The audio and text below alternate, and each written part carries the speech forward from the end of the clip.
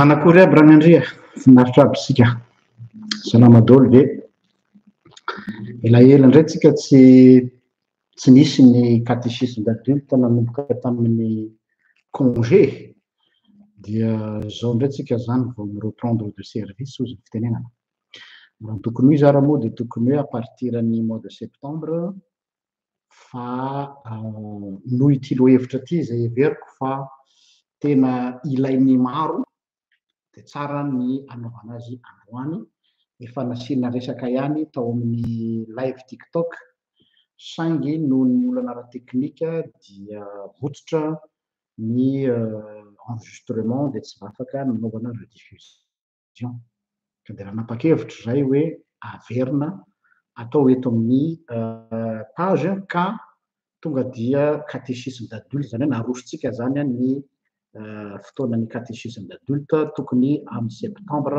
vao manomboka ka c'est un mal pour un bien zany izy mivazaka dia faly miarabantsika rehetra indray rehefa nandritra ny fotoana lavalava tsy mifankahita teto amin'ity fandarana catéchisme d'adulte ty ho antsika zay vaovao mpanaraka ny page satria mety hoe nanaraka ny page noho ny freestyle nareo dia misy an'izany fandarana hoe catéchisme d'adulte zany isaka zoma na hono pasteur ny catéchisme d'adulte dia fampianaram-pinoana ary ny hono pasteur dia miainga avy amina fait de société na resaka fitezana ny citoyen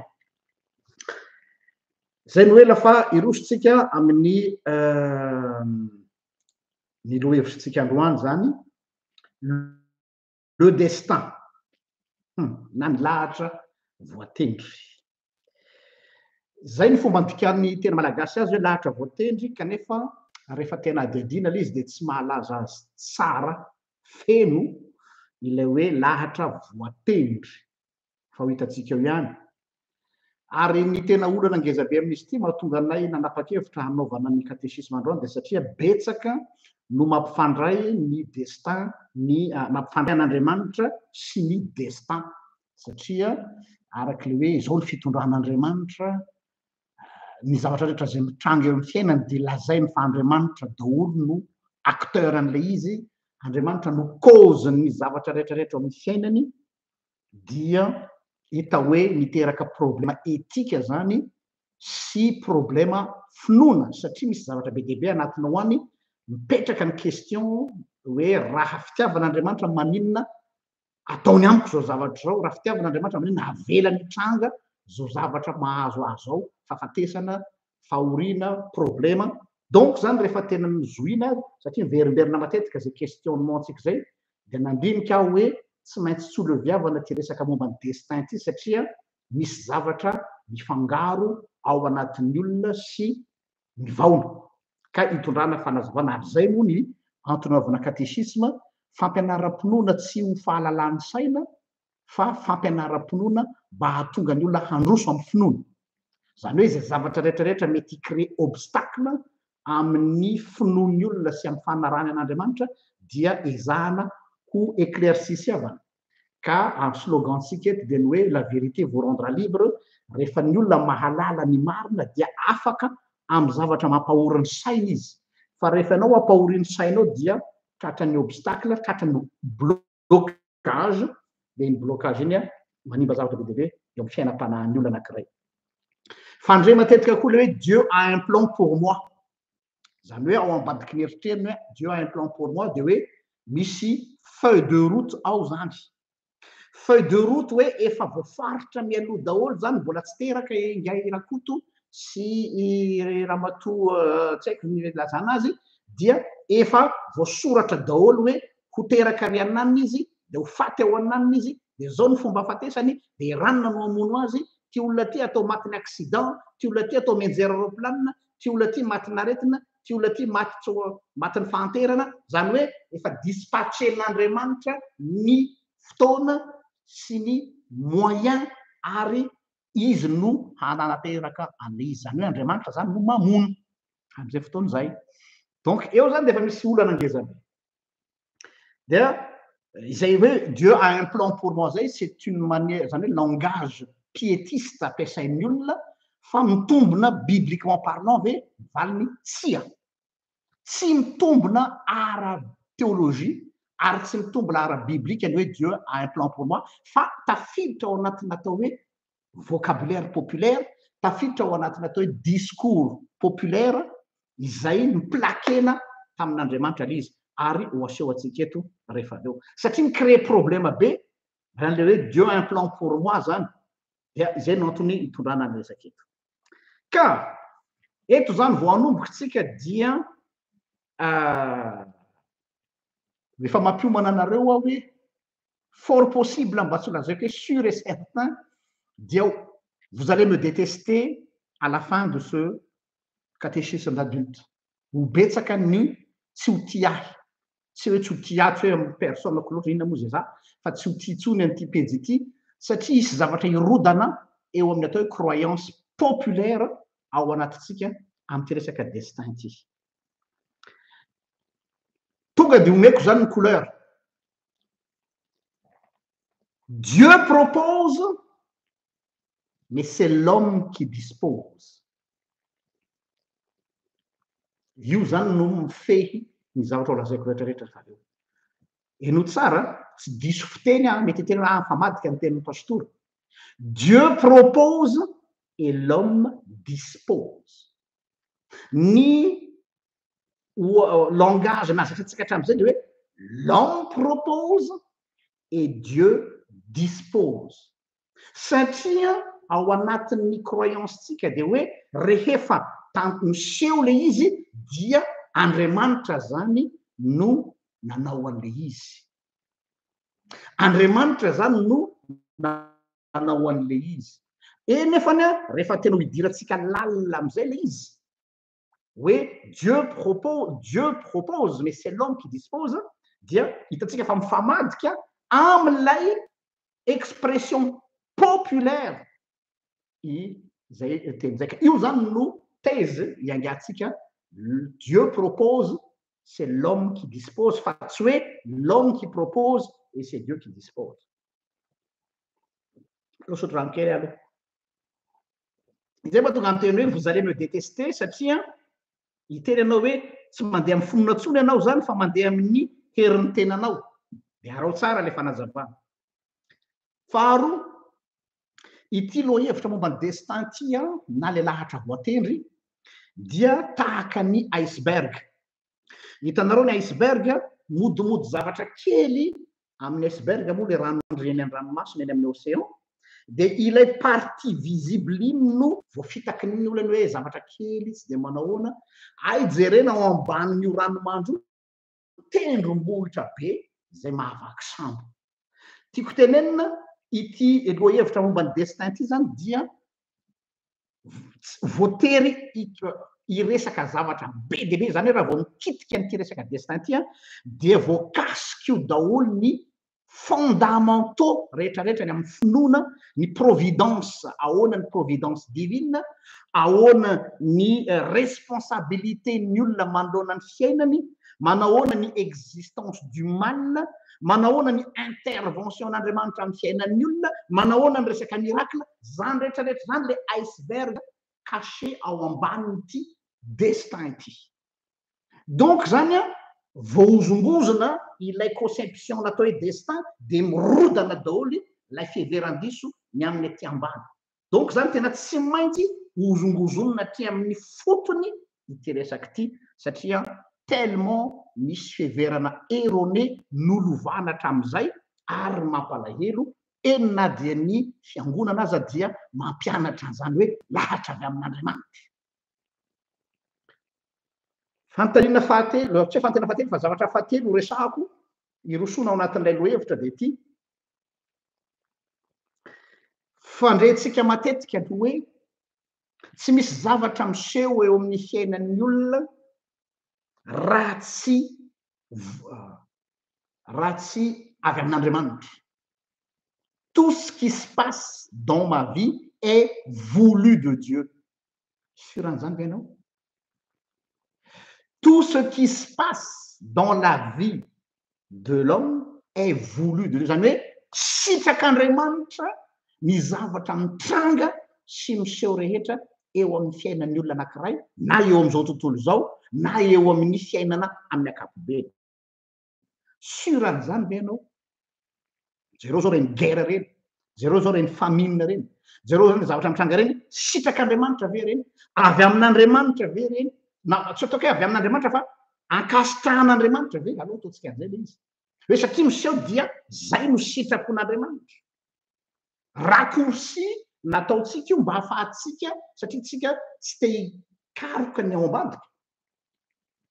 Dia mampetipety atsika kokoa le hoe avy amin'Andriamanitra, sitrapon'Andriamanitra matoa miseho. Za manokana dia mandahy izany akitsoana. Idirantsika amin'izay ary ilay izy. Isika ny misy fotom-pisainana populaire zany dia zao populaire eto zany fiheveran'ny maro anisa dia hoe ny zavatra rehetra efa voasoratra. Ohatran'ny hoe misy boky quelque part any an-danitra any na tsy fantatro any amin'ny habakabaka any dia efa voasoratra daholo ny fiainan'ny raha olombelona. Zany hoe tiako hoe efa voasoratra daholo ny fiainan'ny olona avao tsara milazain'ny soratra masina le hoe faminaniana ny amin'ny tenin'Andriamanitra tsy any le izy fa le hoe ny fiainako zany dia voalohany hoteraka zany raha manatontso Jean-Luc dia misy carnet kely ao an-danitra ao dia nisoratan'Andriamanitra ao hoe zao daholo ny ho ataoko amin'io Jean-Luc io zany ho ataoko teraka izy amin'izao daty zao dia ataoko marary izy amin'ny ora ohatry zao dia ataoko voansery izy eto dia ataoko voantazo izy eto dia ataoko marary mafy izy eto dia ataoko sitrany izy eto dia eto izy alefako mianatra any amin'ny école primaire dia eto izy alefako makabaka dia eto izy alefako manambady dia ity ny vady omeko azy fa tsy izy tonga dia ity zany nanaovana azy dia eto izy maty ny dadany dia eto hovonoko ny renibeny dia eto izy zero tsara le izy zay zany le carnet dadany zay zany le carnet le feuille de route zany hoe efa voafaritra daholo zany. Ka raha ohatra karaha zavatra mahafinaritra daholo le zavatra mitranga dia ositsika hoe tena mahafinaritra ny fitondran'Andriamanitra, n'est-ce pas? Saran'izao ary fanahy fitondran'Andriamanitra. Fa raha ohatra misy fiainan'ny olona anankiray catastrophique hatramin'ny voalohany ka hatramin'izao tsy misy andro mahiratra, efa misy zany ary misy zany. Depuis naterahany mandraka ity ny androany tsy misy andro mihiratra ny fiainan'ny olona io. Avy aiza fitondran'Andriamanitra ve zany? Eotsika manomboka mikatona tsy hoe kory fitondran'Andriamanitra fa fizahan-toetra oleretsy fizahan-toetra nanomboka izy teraka ray volana mandra-pahatongan'izy efa 60 ans fizahan-toetra foana ve? Sao dia efa forcine zany explication zany. Et qui dit fizahan-toetra izy indray ny acteur principal ambadiky le fizahan-toetra Andriamanitra zany teny hoe ty olona ty ataoko mijalijaly foana mandra-pahatonga ny 90 taona. Ary zay nahatonga ny fahatezeran'ny olona rehetra ao anatin'ny atao hoe athéisme sy ny agnostisme hoe fa maninona misy olona tsy mahita fifaliana mandra-pahafatiny donc zany Andriamanitra no ao na filazana zany hoe Andriamanitra no acteur le olona. Normal le olona tsy te herika vovoka an'Andriamanitra. Normal le olona tsy mino an'Andriamanitra satria ny croyance napetrakintsika dia hoe zay zavatra rehetra mitranga dia avy amin'Andriamanitra. Avy aiza io dogme io? Sika tsy tonga dia miteny fotsiny hoe ty atelemo dia vita fa avy aiza io dogme io? Dogme avy aiza io? Mba nametraka fanontaniana ve ianareo zay miteny an'izany hoe avy amin'Andriamanitra ny zavatra rehetra rehetra. Ny fiaina rehetra zavatra rehetra mitranga eto tany dia avy amin'Andriamanitra. Fa avy eo izy io, est-ce que vous vous êtes déjà posé la question d'où vous tenez cette théorie? Avy eo izy io, sa hoe zay nampianarin'ny paster anay, zay lazainy damopra anay sakalady, dia hoe tsaoranay Andriamanitra, amen, dia sa mody, ty hano na ty la na sy ty la, ty kano na sy ty kano. Non, non, non, non, non. Eto amin'ity catéchisme d'adulte ty dia ampianarina eritreritra ny olona ary mitrandraka hoe fa avy aiza ny notion anankiray na philosophique na dogmatique io, ninona ilazanareo azy, dia tsy maintsy mikaroka tsika hoe fa nipotra avy aiza io dogme io na io fotom-pisainana io, zay tsika vao mametraka ny hoe tombona ve sa tsy. Fa tsy hoe zay no nampianarina anay tany amin'ny catéchisme dia marina, tsy hoe zay no nampianarina anay tany amin'ny fiangonana dia marina. Non, eto dia manao remise en question ny principe rehetrarehetra, fa tsy hoe rehefa nampianarin'ny fiangonana dia marina. Pasteur no miteny dia manometraka an'izay remise en question zay. Donc zany le fatalité hoe tout est tracé, efa voafaritra ny zavatra rehetrarehetra ary tsy afaka miala ny cadre io ianao fa efa izay no izy. Dia inona ny vokany? Fatalité. Tsy afa-manoatra, zay le fatalité. Ary zay nefa ny problématique. Aza mahita hoe anisan'ny raison anankiray tsy mampandroso ny Madagasikara io le toe-tsaina fataliste gasy io. Ary efa zay lahatry nyreo Andriamanitra, zay lahatry reo zanahary, zay lahatry ny razana dia j'accepte, je vis, s'adapte amin'izy dia manaiky aho. Tsy mitombona zany. Ao koa ny croyance manao hoe izaho dia nateraka eto ambony ty tany ty fa misy mission nomen'Andriamanitra hatrany an-danitra. Zany hoe misy toe-tsaina karazana mialatsiny mety amin'ny gnosticisme zany le hoe ohatran'ny hoe réincarnation mitovy amin'ny toe-tsaina bouddhiste. Zany hoe ianao zany efa misy tany aloha tany dia tsy de mety tsara le zavatra nataonao taloha tany dia omena deuxième chance ianao hirectifier le tir dia réincarner ao anatina vatan'olona anankiray hafa indray, mety fianakaviana zany, mety olona akaiky anao zany mba hahafahanao mirectifier an'io satria misy mission. Za ve no arian'Andriamanitra satria misy mission que je dois accomplir. Zay koa zany croyance anankiray. Zany hoe ao ambadika zany rehetrarehetra zany rehefa ny olona mieritreritra fa tout est tracé dia zany no atao hoe fuite en avant na fuite amina atao hoe responsabilité, déresponsabilisation. C'est pas de ma faute, tsy fidiny izao zavatra zao fa efa zay ny lahatra. Tsy fidiny anay izao zavatra zao fa efa zay ny lahatra ka dia tsy miotra amin'iny za, tsy afaka miotra ao anatin'izay. Le teny hoe destin aloha tsara ho fantatsika avy aiza nazona le teny hoe destin. Le teny destin dia avy amin'ny teny sanskrit hoe daiva, daiva, daiva, D-A-I-V-A. Io daiva io dia misy sens anankiroa ambigu.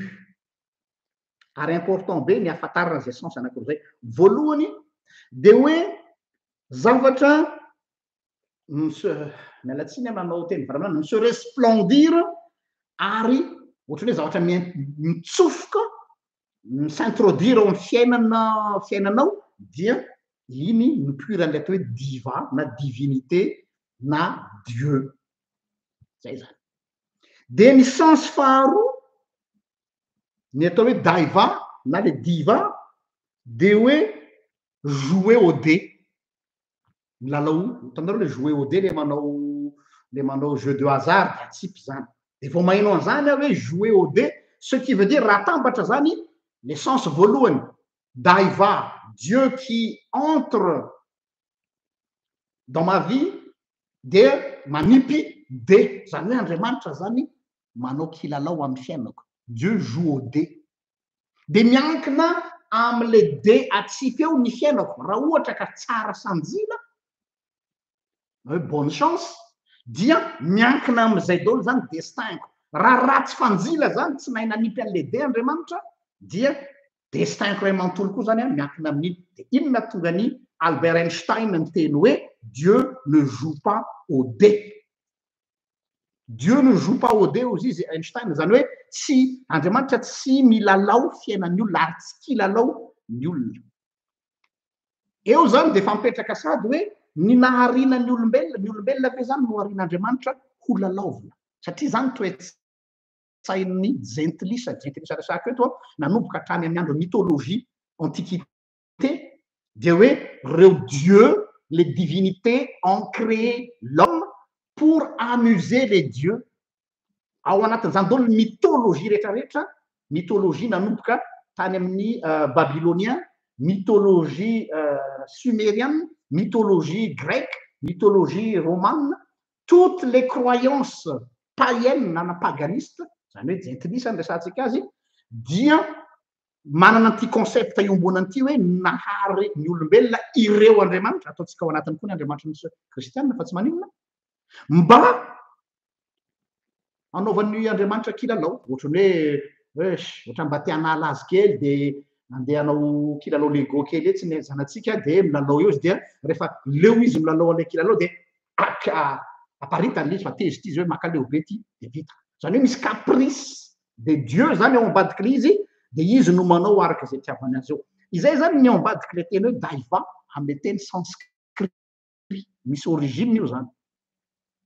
No zany ny olombelona ve zany izay napetraka Andriamanitra eto ataon'izao tontolo izao de ohatrany mitovy amin'ny marionnette. De rehefa napetraka teo amin'ny ohatran'ny marionnette de Andriamanitra zany no mitire l'épingle ny ficelle ety ambony. Tanareo ohatran'le kilalao reny dia finaritra ny ankizy kely mitehaka mahita an'le marionnette mahay misaoty de mahay mihira de mahay mihetsiketsika fa adinon'ilay mpijery spectacle fa ilay mitazona an'ilay marionnette ambony dia misy olona manao azy.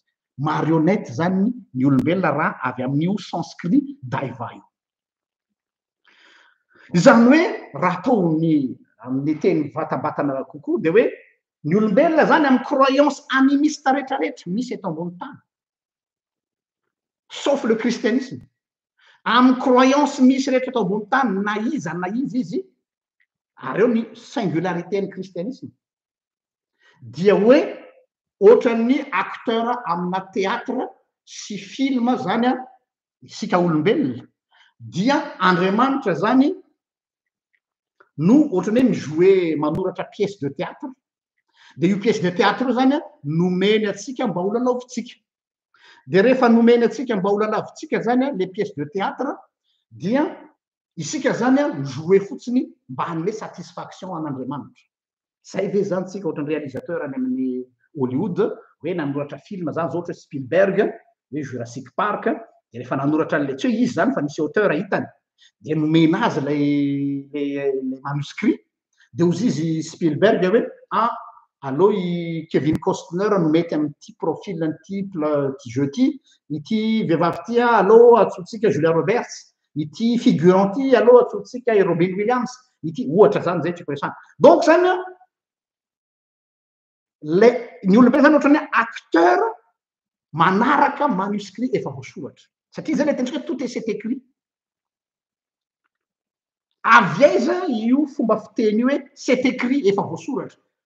Teny midina fotsiny io, teny milatsaka quelque part, tsy misy fondement fa tonga de hoe c'est écrit. Non, tsy misy zavatra voasoratra mialoha zany na dia iray aza fa zany natao hoe dogmatisme, croyance populaire. Zany hoe tonga de napetraka hoe efa zay io manginy alahy tsy mahazo mitabataba. Fa eto zany de apetraka tsara hoe c'est à nous d'écrire notre histoire. Noforonon'Andriamanitra aho mba izaho ihany no manoratra ny tantarako fa tsy Andriamanitra manoratra ny tantarako. Satria nahoana? Satria jereo tsara ny bokin'ny Genesis zay miteny hoe ary Andriamanitra nahary ny olona araka ny endriny no namoronany azy. Mbola hidirantsika zay rehefa avy eo. Fa le hoe araka ny endriny amin'ny teny hébreu hoe araka ny endriny à l'image de Dieu, le image eto de hoe de panim amin'ny teny hébreu, le panim la face de Dieu, ce qui veut dire l'être humain est le vis-à-vis de Dieu. et non pas le sujet de Dieu.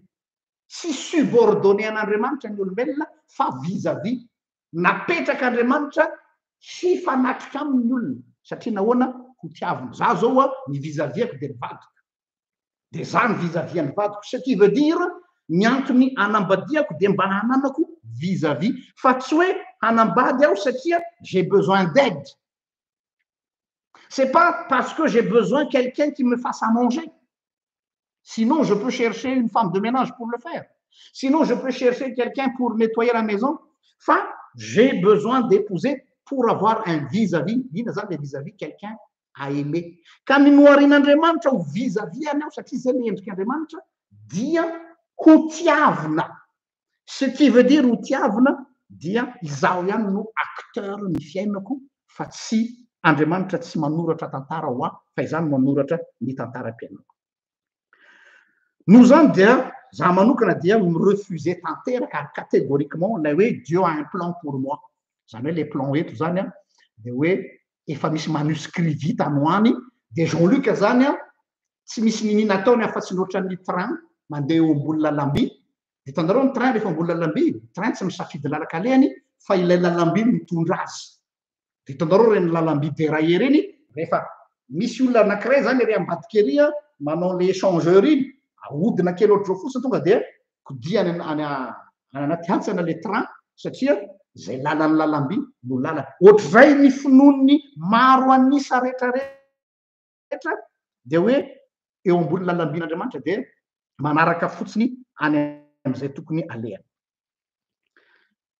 Afangaro aza afangaro hoe Dieu a un plan pour moi. Si le hoe Dieu a un dessein pour l'humanité, les desseins D-E-S-2-S-I-N, enfin dessein D-E-S-2-S-E-I-N. D-E-2-S-E-I-N, dessein ty dia hoe fikendren'Andriamanitra. Ny fikendren'Andriamanitra amiko dia bonheur et épanouissement. Izay ny plan n'Andriamanitra amiko. Raha atao hoe plan zany fa le plan tsy tiako satria le plan raha miteny plan mantsy ianao de ohatran'ny mpanamboatra trano. Hoe tia ny plan trano tia atao hazo eto tia atao marbre tia zany hoe ilay maçon sy les ingénieurs sy les manœuvres ils n'ont pas le choix fa c'est l'architecte qui définit même les matériaux. Hoe tia ny fitaovana ampiasainao zay tiako no tsy maintsy ataonao fa tsy plan no fa dessein de Dieu, D-E-2-S-E-I-N, inona ny fikendren'Andriamanitra amiko dia fiadanana raha vakina Genesis toko voalohany. Noharin'Andriamanitra hiadana ny olona. Io ny dessein de Dieu. Noho izany manana responsabilité ny olona mba ho tonga am'izay dessein de Dieu zay. Manana responsabilité ny olona ho tonga am'izay dessein de Dieu zay. Donc zany lay olona zay mieritreritra fa hoe ny zavatra zay se passé am-piainako dia efa avy amin'Andriamanitra daholo ny zavatra rehetra dia ny olona namorona an'izay concept zay karazana ohatran'ny bulle, karazana ohatran'ny illusion mba ahafahany mampilamina ny sainy sy mieritreriny. Zany hoe rehefa sarotra le zavatra mitranga de tsy miaccepter an'izy izy. De rehefa tsy miaccepter an'le zavatra mitranga ny olombelona dia tsy maintsy mitady valiteny izy mba hampilamina ny sainy. Na de valiteny diso aza hoe zay ny lahatra raha zay ny ampitony ny saina. Ary io problematsika rehefa miezaka tsika ny ampahery olona manoloana ny fahoriana. Ohatra misy olona mandalo fahoriana mafy, mandalo fahafatesana, mandalo fiainana tena hoe tsy hitanao tsony zany de problematsika de hoe tsy maintsy atao zay ampaherezana an'le olona kotokekoty na de mandainga aza. Na de mandainga aza dia iny le bulle, zany bulle zany tsy réalité fa illusion dia mitanjona hoe rehefa mionona izy, rehefa manana fiononana izy de zay ny zava-dehibe. Suran'izany ve nareo? Ny probleman'iny mantsy de zao marefo zany bulle zany.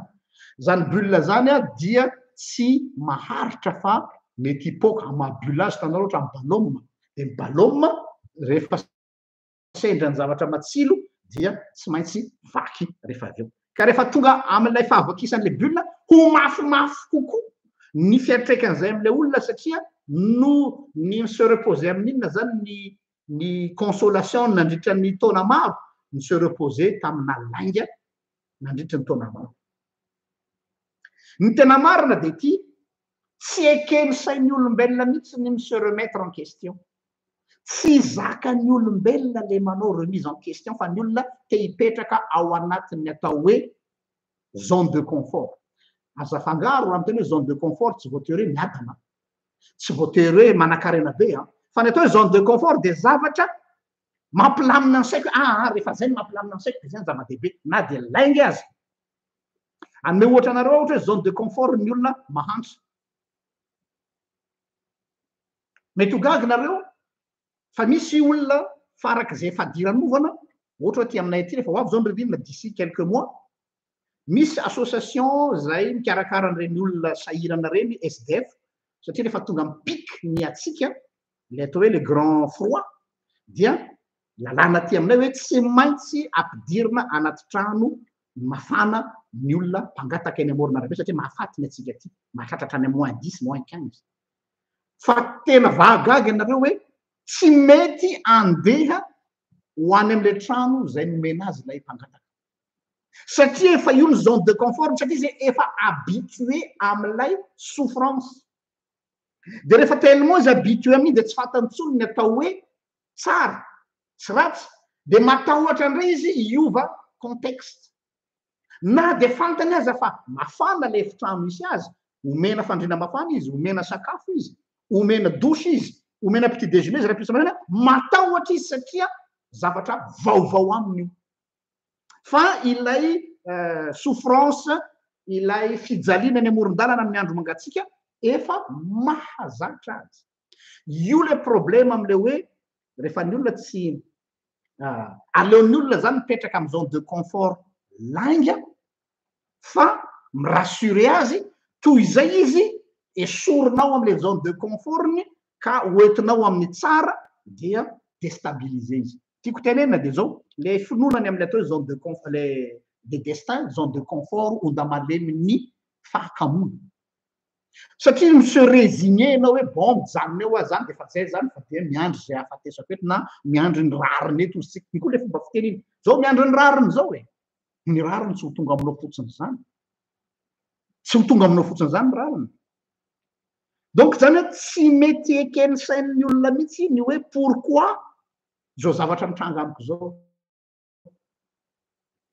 mba au moins izy miezaka mitady réponse hoe fa avy aiza nipoiran'izao souffrance ohatra zany zao hoe niteneko tamin'ny maraina taminanao TikTok zany hoe voaroka ny asa n'ilay olona tratra ny licenciement izy dia hoe misy fizahan-toetra mafy be mahazo anahy pasteur voaroka amin'ny asa koa ao ambadiky le teny misy fizahan-toetra mafy be fa voaroka amin'ny asa koa dia hoe zay ny fitondran'Andriamanitra oleretsy Andriamanitra ve ny licencier anao andonge mba handedina kely fa inona na voaroka anao roa ny option mety misy voalohany misy incompétence tao ohatra totsika hoe nisy faute professionnelle tsy tafavoaka ianao fa ianao tsy mety ny accepter le limitenao na le finitudinao hoe je suis incompétent tamin'ity zavatra ty mafy be amin'ny olombelona manao remise en question zay dia aleo mi se réfugier hoe hiaran-tsirariny zay ny lahatra manaiky ny fitondran'Andriamanitra mais non tsy hitondran'Andriamanitra iny fa misy lacune na connaissance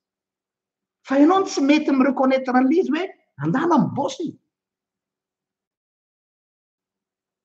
za ve directeur be ty ve dia andeha heverina hianatra indray za DG ve hatramin'izay za andray ve nianatra oliretsy aty amin'ny tany misy anay aty na zany directeur anao na DG anao résultat nitadiavina évaluena par mois ianao rehefa tsy tratranao ny chiffre d'affaires tadiavina tu peux perdre ton poste na de CDI ary ianao azo raiky fotsiny le resaka professionnel satria tsy tiatsika ela am'le zone de confort hoe efa zay za directeur za mianatra za professeur za docteur na manana doctorat ianao na professorat ianao ny olombelona rehetra dia manana ny atao hoe plafond de verre za zao na de NRG dia manana plafond de verre dia mila miaccepter hoe nefa zavatra tsy haiko dia tsy haiko donc ny fahafantarako fa tsy haiko dia mandeha mitady aide c'est dur pour l'humain d'accepter qu'il est limité et qu'il a besoin des autres séduire pour l'être humain.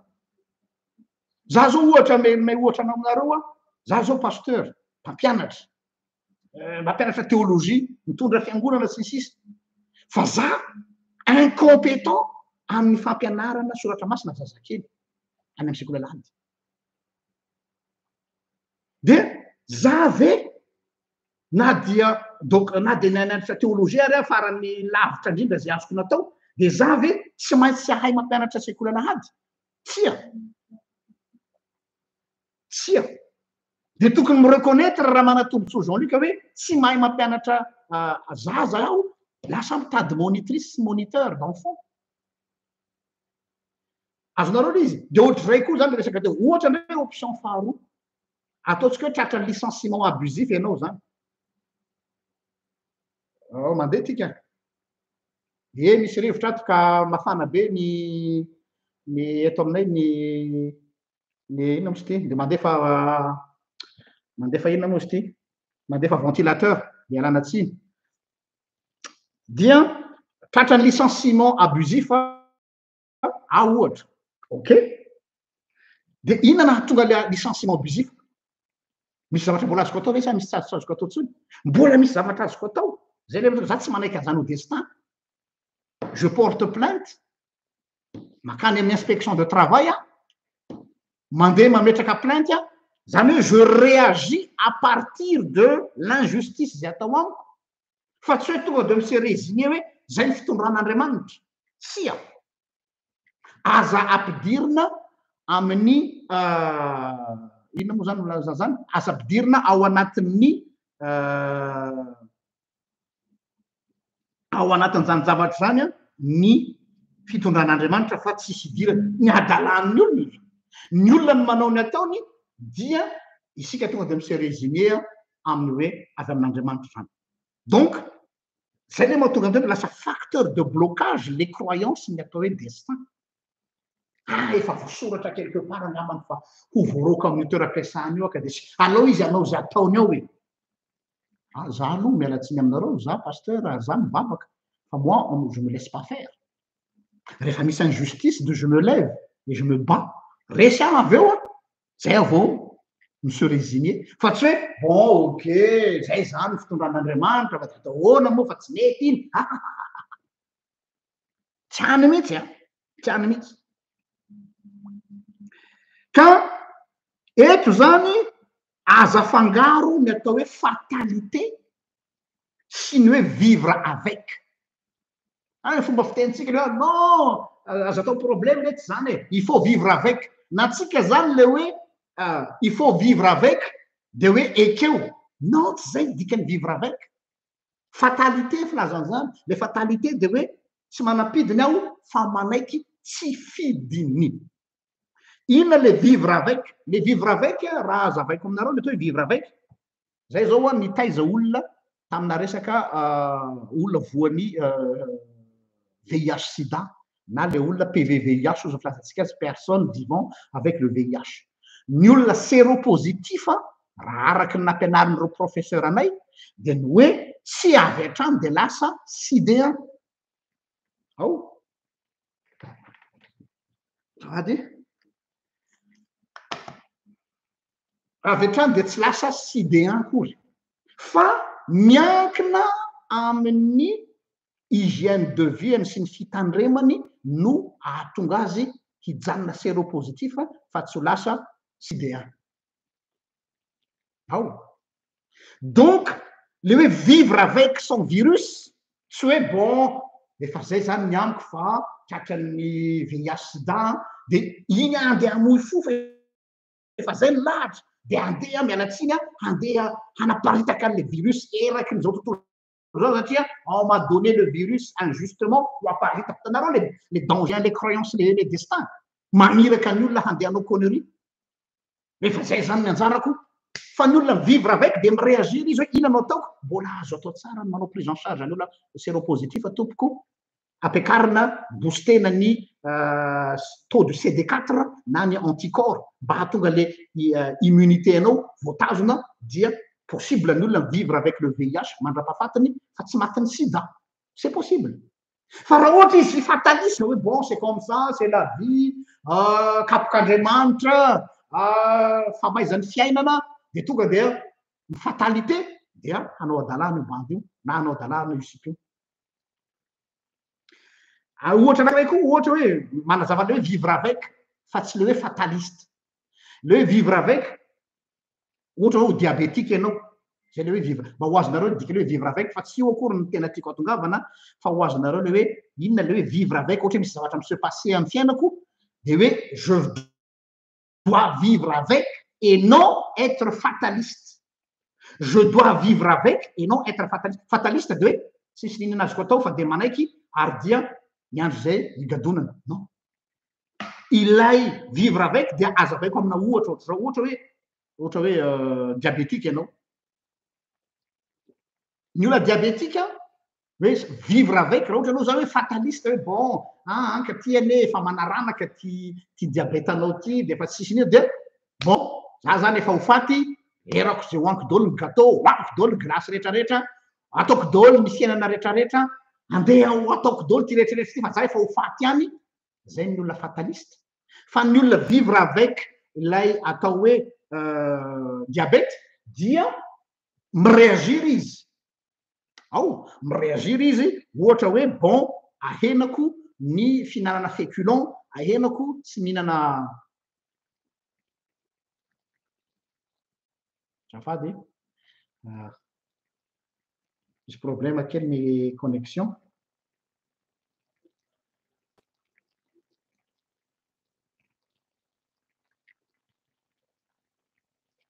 mialatsiny kely vetivety mialatsiny kely vety fa misy problème connexion ahenako ny féculent ahenako ny sucre ataoko mitanjona tsara amy resaka torimaso zay ny olona vivre avec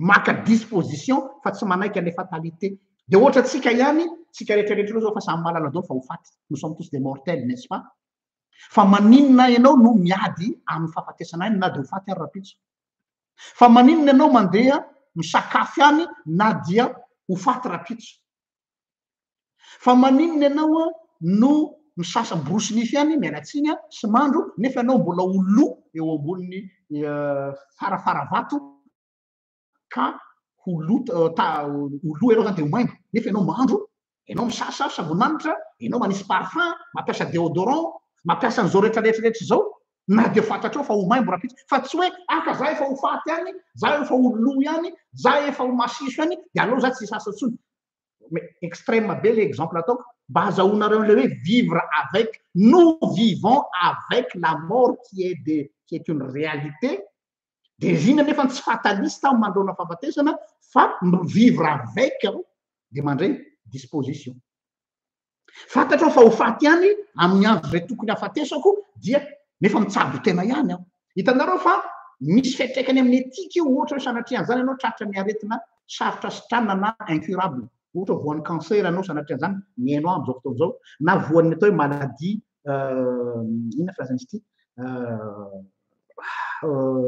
orpheline le aretina tsy répertorié ny médecine hatramin'izao de anao ianao hoe bon zay ny lahatra na koa hoe zay ny kapok'andriamanitra na koa hoe zay ny sazy ny fiainana de miandro ny fahafatesana arao tsy nana fanafoditsony aho fa ça sert à rien ianao tsy misy destin hoe ianao ataoko voan'ny cancer aux andriamanitra fa le cancer parce que c'est arrivé c'est pas Dieu qui est derrière le cancer c'est pas la vie qui est derrière ça s'est arrivé comme ça mety misy fanazavana azo atao mety tamy sakafo mety tamy pollution mety be fa peu importe ny cause fa il faut savoir vivre avec le problème me réagir en tenant compte fa io le izy tsy manao déni de la réalité hoe atao tony tsy misy non zay koa tsy mety atao tony tsy misy positif foana non réagir ianao satria ny tenir compte an'le réalité nefany tsy tafiditra ao anatina atao hoe fatalité ny tena dangereux amin'io zavatra io tsy raha vo tsy mipetraka zay de ty lasa associetsika amin'andriamanitra ny zava-misy sy andriamanitra zany hoe matono seho de avy amin'andriamanitra fa izany nampianatra anareo an'izany zafady hoe matono seho de avy amin'andriamanitra mba imagine anareo nge zazakely vo teraka ray volana sanatriaviny zany arafa nisy zany voan'ny cancer leucémie le zaza de isanao ve ny teny fa lahatra avy amin'Andriamanitra zany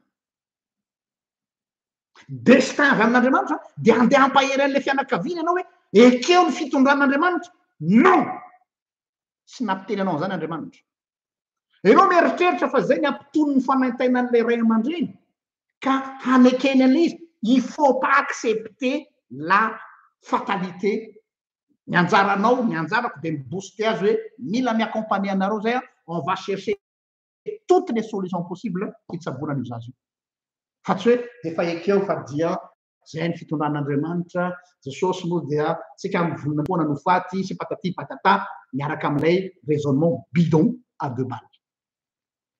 Donc hitanareo fa le destin n'existe pas mais il y a des choses qui peuvent arriver misy zavatra mety totona amiko zay mety tsy ho haiko hazavaina fa tsy midika zay hoe misy feuille de route efa voasoratra hoe ranona dia ho ataoko voan'ny cancer ranona ataoko voan'ny insuffisance rénale ranona de ataoko marary tongotra ranona ataoko accident de tapaka dao ny tongony roa ranona ataoko voapotsitra ny voamasony de jamby izy à partir ny faharoapolo taonany mais c'est un Dieu cruel j'en veux pas de ce Dieu là ary marina ihany na zala athéiste sy agnostique hoe tena tsy mila an'izany andrako tsy mila an'izany Andriamanitra zany Andriamanitra miforon'ny saitsika zany fa tsy Andriamanitra zany zay le onda maleminy lainga mba ezahana mpitony saina nefa vao maiky maniva zavatra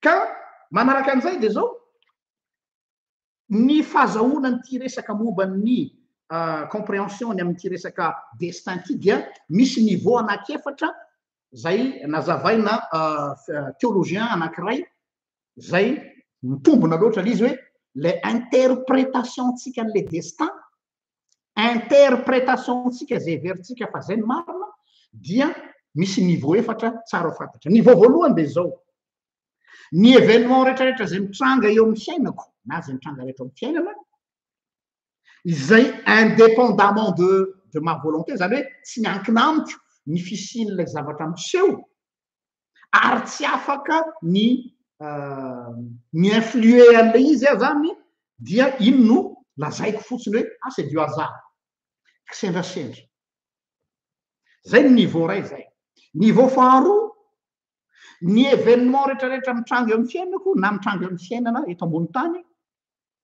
dia misy fandraisany daholo ohatrany hoe misy connexion ohatrany hoe ty zany nanetsika an'ity de ty nanetsika an'ity fa tsy miankina amiko ihany koa fa niimposena tamiko zay le interprétation koa fa tsy zay ny marina izay zavatra zay no atao hoe fatalité hoy ity théologiana anankiray ty niveau fatelo n'interprétation le destin ireo événement mitranga rehetrarehetra eo amin'ny fiainako ireo événement rehetrarehetra miseho amin'ny fiainako dia tsy ananako contrôle feno ny aminy fa ampahany any dia izaho no miezaka manisy heviny izay azoko azavaina de iny le lazaina hoe destin ary ny faefatra izay ty no tsara tazomina ireo zavatra rehetrarehetra mitranga eo amin'ny fiainako sy mitranga eo amin'ny fiainana dia izaho no mampisy dikany azy je dois donner un sens à ma vie iny le lazaina hoe mon destin samy hafa hoe le destin zany de zavatra imposena sy le hoe mon destin izaho no mametraka an'le izy hoe zay zavatra mitranga sy miteny hoe inona ny fikendren'Andriamanitra amin'io io foana sy le fanontaniana hoe inona mila mantany an'Andriamanitra tsika hoe inona moa zany tena fikendren'Andriamanitra am'izao fizahan-toetra am'izao tsy misy aza mametraka fanontaniana hoe inona moa zany tena fikendren'Andriamanitra am'izao aretin-doza izao tsy misy fa izaho no mampisy dikan'ny fiainako ao anatin'ny fandalovako an'le zavatra sarotra asanazonareo izy tsy hoe mampisy dikany ilay zavatra manjoa satria lasa makantoran'Andriamanitra am'izay fotoana zay fa mampisy dikany fiainako na de eo aza io zavatra manjoa io. Zay masa le mahatonga ny olona tapa-kevitra mamono tena hoe tsisy ilana ntsony eto ambony ty tany ty, donc andeha hamono tena. Ny résultat ny olona suicidaire de le olona tsy afaka mampisy dikany fiainany manoloana ny zavatra manjoa azy. Zany hoe ampifandraisiny am'ireo zavatra miatra amin'ny fiainany ny antopisiany. Hoe matoa zany monsieur passé amiko ty zavatra rehetrarehetra ty aretina fahafatesana sy fahombiazana korotam-pianakaviana dia ny fiainako mihitsy zany no tsisy ilana azy ka mila fongorony atao tany. Tsy mifandray reo. Zay le hoe zaho no mifehy destinko am'izay fotoan'izay. Zaho no mampisy dikany ny antopisiako, ny fisiako eto amin'ity tany ity. Ary ny fisiako tsy faritan'ireo zavatra mitranga eto amin'ity zao tontolo izao ty. Zay le fandrika mahazo atsika. Ka ireo izy le théologiana no niveau efatra amin'ny compréhension ny olona ny amin'ny atao hoe destin. Donc ao anatin'izay rehetrarehetra zay zany de zao hoe ny tsy fanekena ny zavatra eto zany tsy hoe kory hoe ny tsy fanekena ny zavatra miseho, zany hoe déni de la réalité. Misy masa miteny hoe programan'Andriamanitra io, misy zavatra goavana hanomana an'i Jesosy anao rapitso de ampandaloviny an'ity problème ty anao. Gravy zany dogma tsy fatapatatra am-pihevina zany. Zany hoe le Andriamanitra zany tsy manome zavatra mamaim-poana fa misy tambiny. Hoe raha tsy mijalijaly là Jean-Luc tsy omeko an'lahy ty destiné an'lahy mahafinaritra mamirapiratra ty. Hoe ireny destiné zay mantsy zany les croyances. Za misy destiné noman'Andriamanitra ho ahy ohatra. Fa alohany atongavako amin'ny destineko io de nasian'Andriamanitra obstacle be deabe ny fiainako hoe mila mahay misaotisaoty eny lahy, mila mahay mandadilady eny lahy, mila tafavoaka ao anatin'io test ataoko io lahy, zay vao omeko an'lahy le destiné. Zany daholo ny ankamaroan'ny toriteny ataon'ny mpitoroteny hoe fizara-toetran'Andriamanitra fa misy zavatra tian'Andriamanitra atao aminao. Non! Satria tsy mipetraka ntsony mahagrasy azy, mahafasoavana azy. Io le hoe les grâces de Dieu. Les grâces de Dieu sont gratuites. Les grâces de Dieu sont gratuites fa tsy misy tambiny satria mbola mérite zany. Ary tsy mifonctionne amin'ny méritocratie ny fanjakan'Andriamanitra fa mifonctionne amin'ny atao hoe fahasoavana. Io le hoe Andriamanitra mamposaka ny masoandro amin'ny ratsy fanahy sy ny tsara fanahy. Andriamanitra mandatsaka ny ranorana amin'ny ratsy fanahy sy ny tsara fanahy. Andriamanitra marina ka zay ataony amin'ny rakoto ataony amin'ny rabe. Zay ataony amin'ny rabe ataony amin'ny rakoto. Andriamanitra de marina eny hatramin'ny olona zay tsy tia azy dia karakaraina. Satria ao amin'Andriamanitra tsy misy ny amour conditionnel fa amour inconditionnel. Io natafitohina ny asafa namorona ny salamy fahatelo amin'ny fitopolo. Mila ho sinafaka nahita ny ratsy fanahy ambininy satria Andriamanitra tsy mifonctionne amin'ny Andriamanitra ny gentillesse. Ny Andriamanitra ny gentillesse ihany no manao hoe zay tia tiako, zay tsy tia petafako. Tsy ohatry zany ny Andriamanitra ny Bible. Donc le destin, ça n'existe pas. C'est une invention mba hampilamina ny saitsika, mba hampitonitony ny fanaintainana ohatrany hoe karazana calmant nefa ny calmant fantatrao tsara fa raha vao tony ny calmant, tony lay dafalgan de miverina marary indray fa le nify marary no mila tsaboina fa tsy le calmant. Ary zay no maha-dangereux le destin, mety mikalme an'ilay fanaintainany saina ao anatin'ny andro ray andro roa. Fa afaka indray iny calmant iny de ndaondray ary tena mbola pire no teo aloha izy satria vao maiky reny maharary le izy. Noho zany aza mety fahanan'olona lavitra hoe zay ny lahatr'Andriamanitra, zay ny fitondran'Andriamanitra de mba mitonitony kely ranomasonao rapitso anao tratra dépression indray. Zany mihitsy mahatonga ny olona midépre. La clé en dépression zany e. Fa ny anjaratsika de ny accompagner ny olona comment vivre avec ce qui t'arrive dans ta vie. Efa nampianariko anareo teo iny le hoe vivre avec, ohatra nataoko ohatra kosa hoe voan'ny diabétique le olona, voan'ny sida le olona, non sida fa séropositif le olona, sy ny sisa. Exemple nataoko fotsiny iny mba azahoanareo lesona le izy. Noho zany ny zavatra tokony ataotsika de hoe ahoana ny ahafahanao mireagir ary tsy manaiky imposer ny hafa. hoe indraindray mantsy ny fiarahamonina miimpose zavatra aminao dia izy efa zay no isy ekeo tsy maninana lazain'olona mafilo ianao na belo impose ny système efa zay no fanao azavady tompoko lazo tompoko vavy impose ny fiangonana tsy mahazo mitomany zany ianao fa zanak'andriamanitra zany mafy be satria manaiky ny fitondran'andriamanitra c'est du n'importe quoi zay pastera mampianatra zany dia mpamon'olona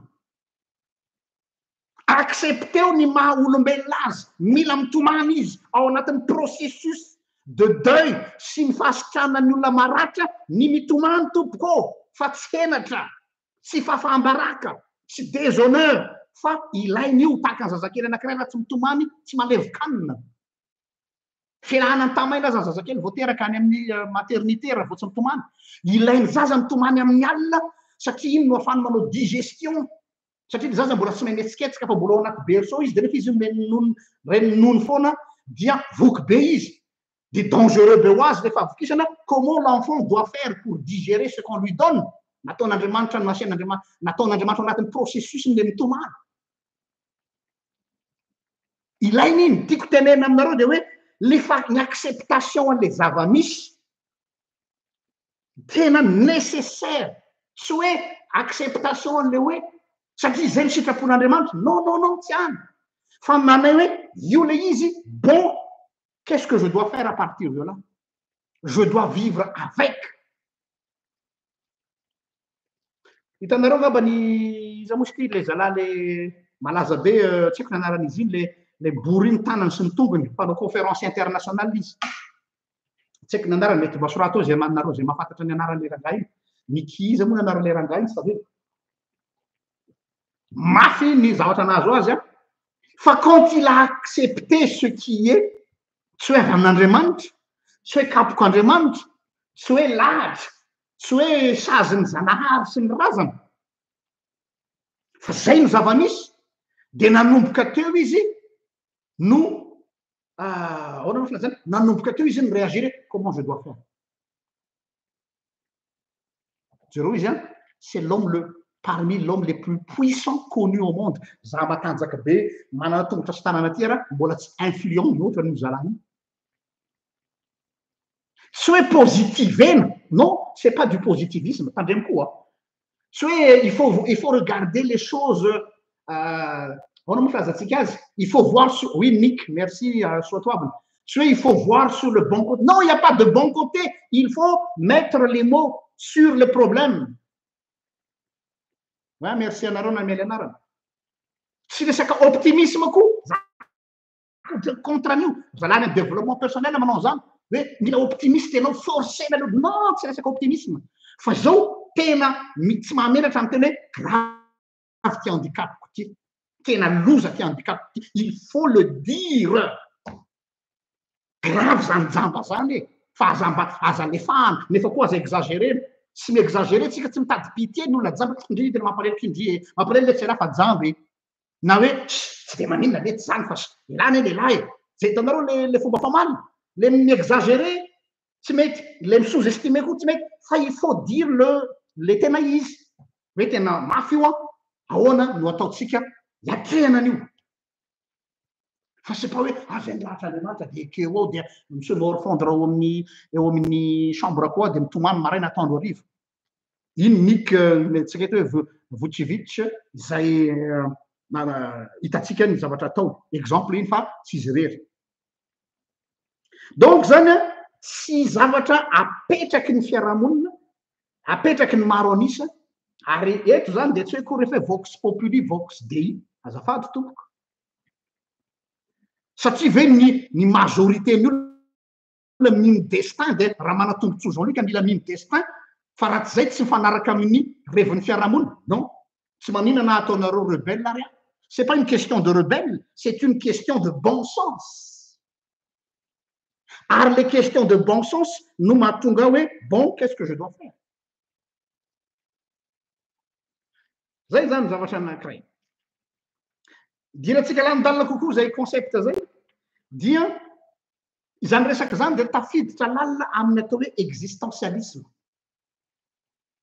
somary miditra filôzofia kely kanefa misy ilaina azy zany existentialisme satria zay resaka anareo hoe ty sujet ty modimody hoe destin lahatra fa ho hitanareo fa ohatran'ny iceberg dia ça va toucher des choses au plus profond de vous-même ny existence-nao mihitsy ny antopisianao ton existence pourquoi j'existe et je vis pour faire quoi.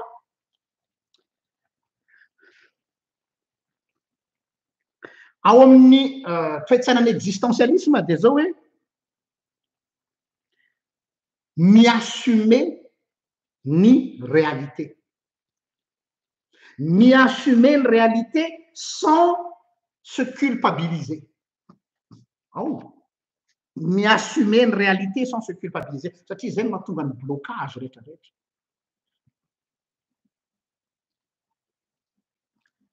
Eo zany dia mety misy zavatra mifangaro ao anatin'ny conceptany olona le hoe la vie absurde. Zavapoana ny zavatra rehetra. Ahoana io i Albert Camus moa ny tena miteny zao hoe la vie est absurde. Manakaikikaiky izay lazainy Kohelette na ny bokin'ny mpitoroteny na Ecclésiaste le hoe vanité des vanités, tout est vanité, mitovitovy ny vanité et absurdité. Fa misy nuance ngeza be entre ny reo notion roa reo na ny Albert Camus le hoe absurdité de hoe c'est absurde donc tu fais tout ce que tu veux. C'est pas ça. Les vanités eto dia tsy any am'izay lafindray zay amin'ny maha vanité azy sy amin'ny maha zavapoana zany hoe le fiainana la vie nous n'a pas de sens en elle. Averiko la vie ty fiainana ty tsy manana sens anazy. Ny zavatra miseho passé ohatra zany ataontsika hoe misy catastrophe naturelle amin'ny trano. De misy fatin'olona mikiara rano. Misy sanatria-zany terrorisme mipoka de misy olona maty, jerena le maty eo zazakely, vehivavy antitra. De problème atsika olombelona de tonga de on veut toujours chercher un sens hoe matoa kosa angambany reo olona reo voan'ny bomba de satria angambany ny sasany kasakizy tsy mivavaka fa ohatra zao ntsika kristiana mandeha malaky le hoe kasakizy zareo arabo ohatra. Ohatra zao kany Palestine io hiaran'ny génocide sy ny tsirarina. De sany kristianina no miteny hoe valiny tsy finoany an'Andriamanitra dia eo izy voadaroka bomby io. Na koa ny jiosy valiny tsy nanekeny an' Jesosy 2 taona lasa dia irahan'Andriamanitra ny Amerikanina, irahan'Andriamanitra ny Hamas hanasazy an'io firenena sy nety nino an' Jesosy. Misy kristianina misaina an'izany. Zay le hoe il cherche toujours un sens à la vie. Or, les zavatra mitranga, c'est comme ça. C'est la méchanceté de l'homme. Ny olona no mafilo, ny olona ny ratsy fanahy, ny olona tsy alehany, ny olona tsy silana azy, dia terenao ile zavatra mitranga hiseviny hoe tsy maintsy miseviny ho azy zay na voan'ny mpianatra Jesosy. Rehefa nahita le jamba teraka jamba hatrany am-boka, izy nanota. Ile ty ve sa ray aman-dreny no teraka jamba izy. Tsy mi-accepte hoe jamba izy, de ça s'arrête là. De tsy vitany hoe zay fotsiny fa qu'est-ce qu'on doit faire? Tokony ho zany izy, jamba le bandy. Ino no atao? Tsy nanana réflexe koa hoe bon Jesosy il faut s'organiser, andao anao kotikota, andao mba ampiny izy, andao zay ampidirina anatina centre spécialisé mba zao. Fa tonga de hoe qui est le responsable? On cherche toujours un coupable am'izay zany milamina ny saintsika ay. Normal koa izy teraka jamba. Izy ane jentilise, izy ane tsy mivavaka e, izy ane tsy mino an'Andriamanitra e, Andriamanitra ngazo vazovazina fa zay fafinona ihany zay, patati patata, etc. La vie n'a pas de sens. Ary d'accord amin'ny Albert Camus am'izay fotoana zay hoe la vie elle est telle qu'elle est. Fa tsy ombonako hevitra amin'ny Albert Camus. Na ny Albert Camus rehefa hoe la vie n'a pas de sens, le tonga de hoe bon, anjarany lahy manao zay mety e. Taovy zay reviny lafa fiainana ty fa fiainana tsisy ilay fa tsy milay dia zay mahatonga le olona hoe bon lasa izy mivary lavo misotro toaka mifoka rony manao an'ity rehetrarehetra ity. Fa miditra am'izay notion biblique eto. La vie n'a pas de sens, ça c'est vrai. La vie elle est la vie, ohatran'ny hoe latabatra ty zao tsy misy sens fa latabatra io de latabatra. Fa anjarako ny mampisy dikany ny fiainako manoloana ny fiainana tsy misy dikany io. Eno tsara, anjarako no mampisy dikany ny fiainako manoloana ny fiainana tsy misy dikany io. Fa tsy anjarako ny mitady ny hevitry ny fiainana io efa manino io ny tranga. Zay ne ny projet ny création n'Andriamanitra raha namorona ny lanitra sy ny tany Andriamanitra. Inona ny projet n'Andriamanitra nahary ny lanitra sy ny tany? Dia mba hiadivana amin'ny chaos. Vao nanaovako vidéo sazany io voaingany iny. Le vidéo sazany io nanaovako aingana de hoe foana sy tsisy endrika zao tontolo zao, le chaos, le tohu-bohu, le néant, le vide, les ténèbres. Fa maninona apetrako aminareo fantanina, fa maninona Andriamanitra no nahary atsika olombelona. Eo am'izay le dessein de Dieu, dessein D-E-2-S-E-I-N.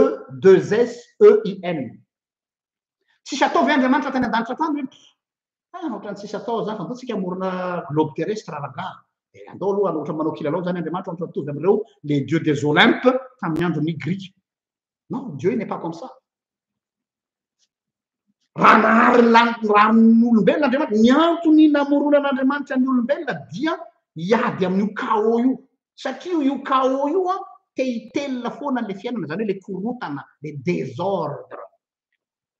Noharinao mba hampisy ordre, combattre le chaos. Zay le hoe donner un sens à ma vie, mais pas à la vie. Ty fiainany ty tsisy ninona azonao atao. Mazava tsara ny tenin'ny mpitory-teny. Zavapoana de zavapoana, zavapoana ny zavatra rehetra. Tonga ny eo izy ety ambany masoandro tsy misy zava-baovao fa ny eo ihany ny eo. Ny renirano izy de mivarina makany an-dranomasina. De avy eo verina indray izy dia c'est toujours le même refrain. Donc la vie est monotone. Et monotone tsy hoe makaleo fa la vie elle est comme ça. Tu ne peux pas la changer.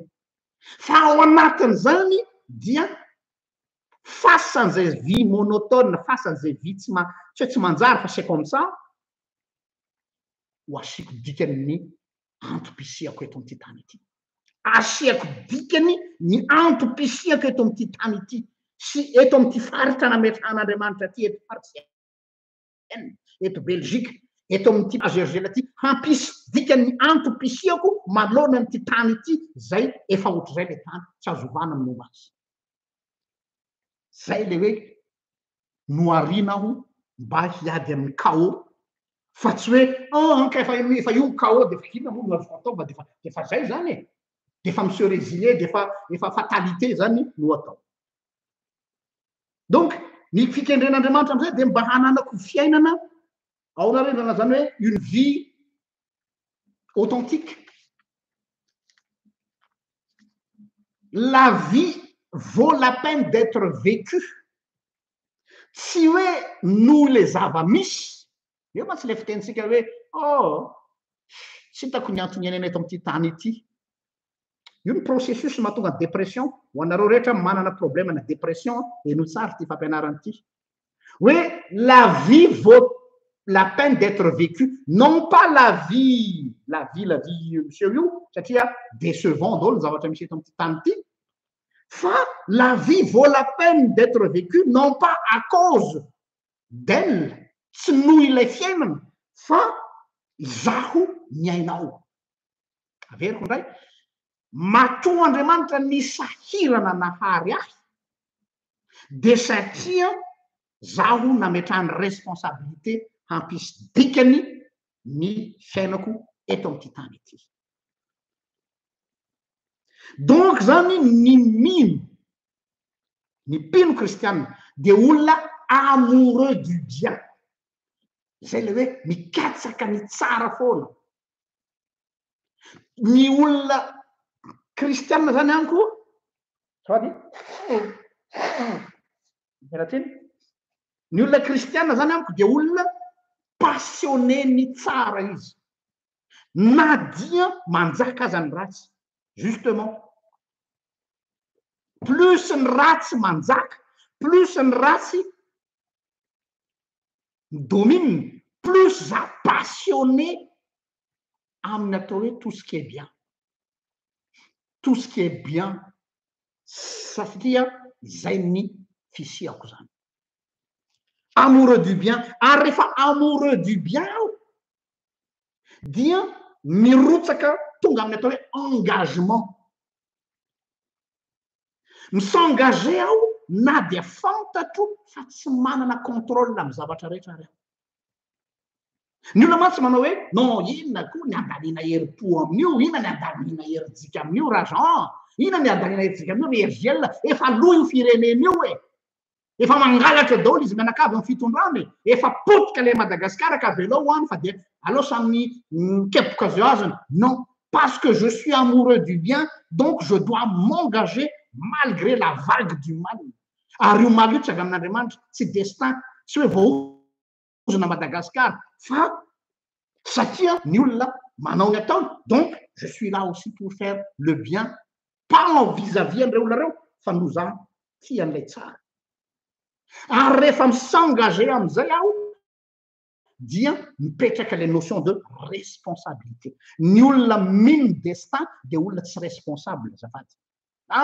Efa zay destin Madagasikara miahantso, efa voaozona miahantso a Madagasikara, efa voaozona tsy ho tafavoaka Madagasikara. Zay ny mahatonga ny olona tsy miditra mitsakalalina, tsy te haka responsabilité.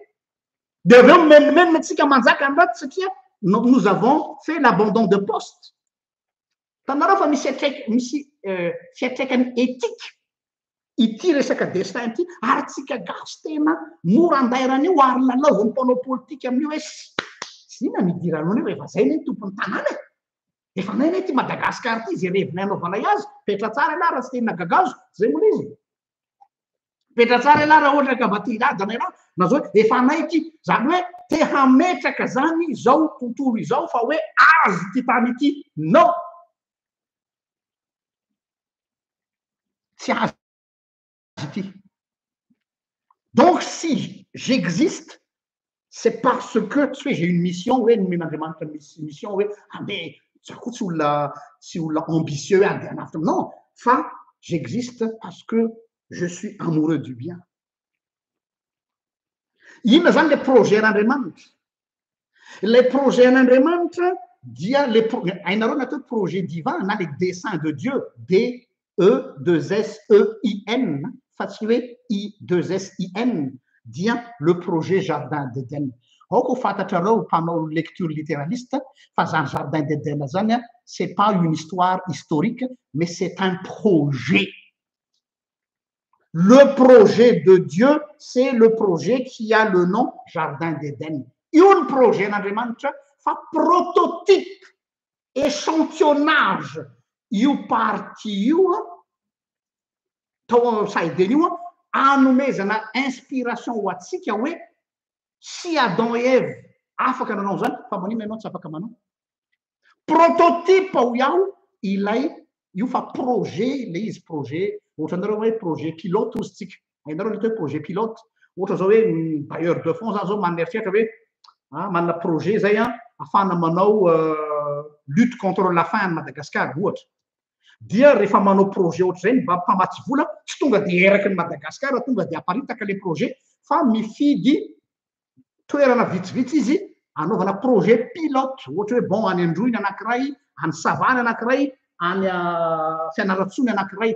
Dia laboratoire de référence iny hoe rehefa mety amin'ireo faritra reo dia mety sensibiliser daholo ny faritra rehetra hanao tahaka ny zay le projet Jardin d'Éden.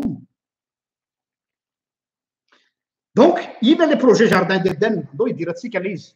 Io zany lay dessein de Dieu, D-E-2-S-E-I-N. Io lay fikendren'Andriamanitra ho an'izao tontolo izao.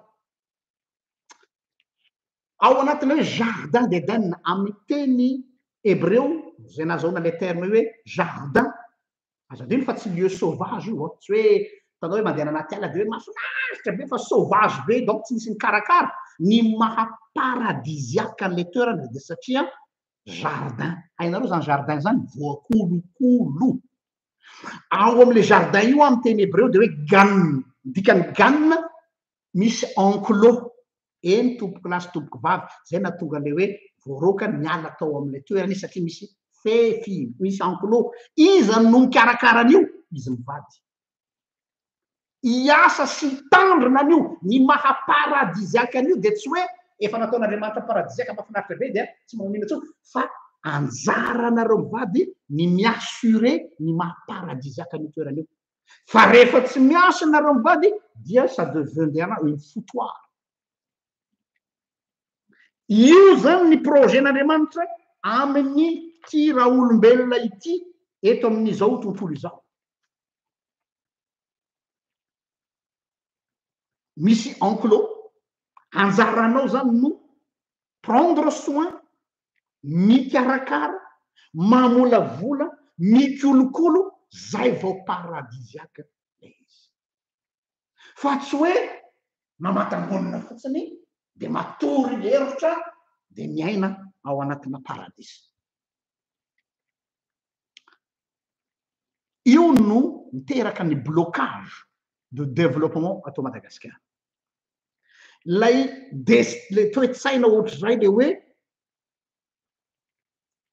lasa blocage le destin dia inona ny lasa moteur ny médiocrité io ny vita aloha zay ny vita io ny takatra ozy ny mpahandro takatra dia manao asa zana fa vita manao rainazy atao kitoatoa tsy manana ny culture de l'excellence dia manofy atoandro rehefa aveo hoe fa maninona mandroso very zareo any Suisse fa maninona mandroso very zareo any France fa maninona mandroso very zareo any Amerika ça ne se fait pas comme ça satria misy ny atao hoe responsabilité fa tsy mandeha amin'ny fatalisme exemple fotsiny izy dia ao anatin'ny fandraisako andraikitra mandray ny responsabilité koa tsy miteny akory zay rehefa mandray ny responsabilité koa de ovavako ny olana rehetra non tsika réaliste koa atsika pragmatique fa eo amin'ny andraisako andraikitra de eo za idécouvrir ny fetrako mandray andraikitra aho de midécouvrir hoe atrony ny limitiko iny le lazatsika teo plafond de verre les finitudes koa tsy midika hoe zay ny farany vitako dia manaiky aho sia zay ny farany vitako ina solution mila miofana ohatra mila manao recyclage aho ohatra mila miverina mianatra aho ohatra mila manampy sampam-piofanana vaovao aho ohatra amin'ny fiainako na rehefa tena tsy tafatsony aho satria efa âgé na koa hoe limité amin'ny fahasalamana peu importe dia je dois accepter l'aide de l'autre c'est pas facile amin'ny olona manaiky an'io fa ny mahaboatsika malagasy atreto ny fetrako atreto ny vitako dia au lieu de me reconnaître hoe ity banga tsy vitako sy tsy haiko ity hitako amin'ny rakoto ka mba miangavy azy aho mba hisy fiaraha-miasa mba hafeno an'io banga ho amiko de ina ndray nataoko kotehako rakoto zay amosaviko izy empoisonneko izy hanaovako ratsy izy de amizay tsy de hoenina loatra hoe za tsy afaka azonareo izy tanareo fa zay atraizany impact nyty resaka destin ty ao anatin'izany koa ohatra ny soana vady keo matsy foana matetika hoe lahatra avy amin'andriamanitra eto tsika hiditra amina sujet sensible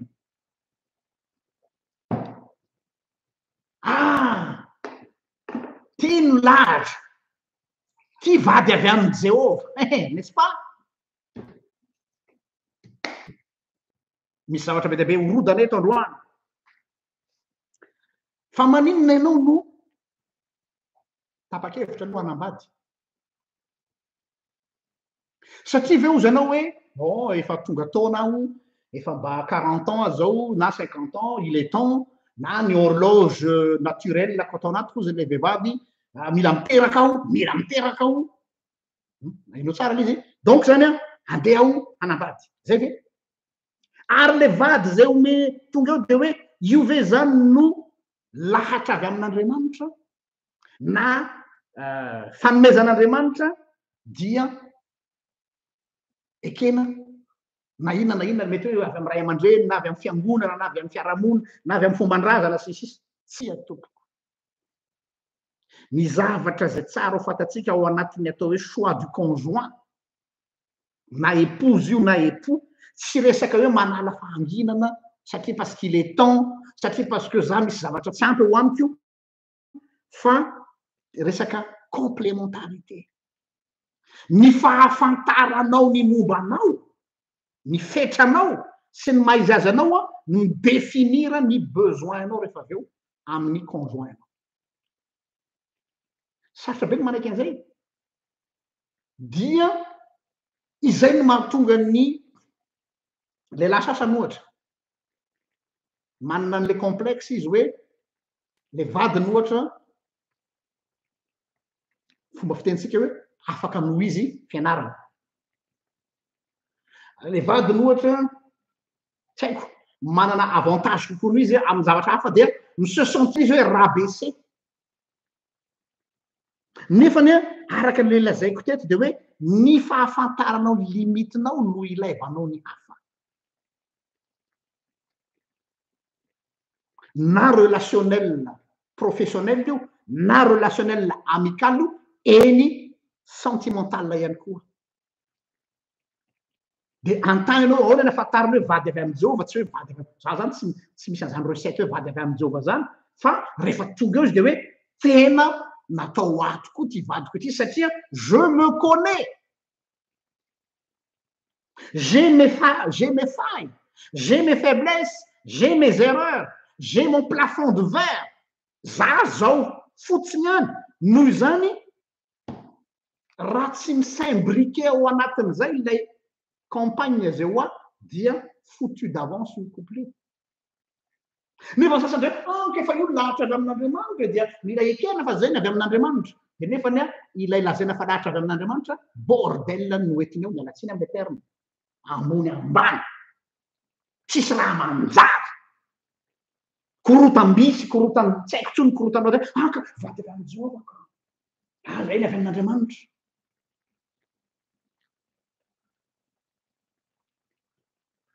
Atanareo le izy zany hoe jereo tsara lay fipetraky lay le resaka destin fa tena manimba zavatra be dibe dia mba hahafahana mampiony tena fotsiny de hoe kefa io no nomen'Andriamanitra sura ve anao sao de io no nomeny papa sy mamanareo anao sao de io no metimety aminao satria anao mety hoenina be anao ohatra ka olona ohatrao de aleonao le olona somary mba ohatrao mba am'izay tsy voatsindry anao satria anao ohatra faraniko sura ve anao fa satria zao avy amin'Andriamanitra de avy eo anao de mialokaloka ambadika zay satria non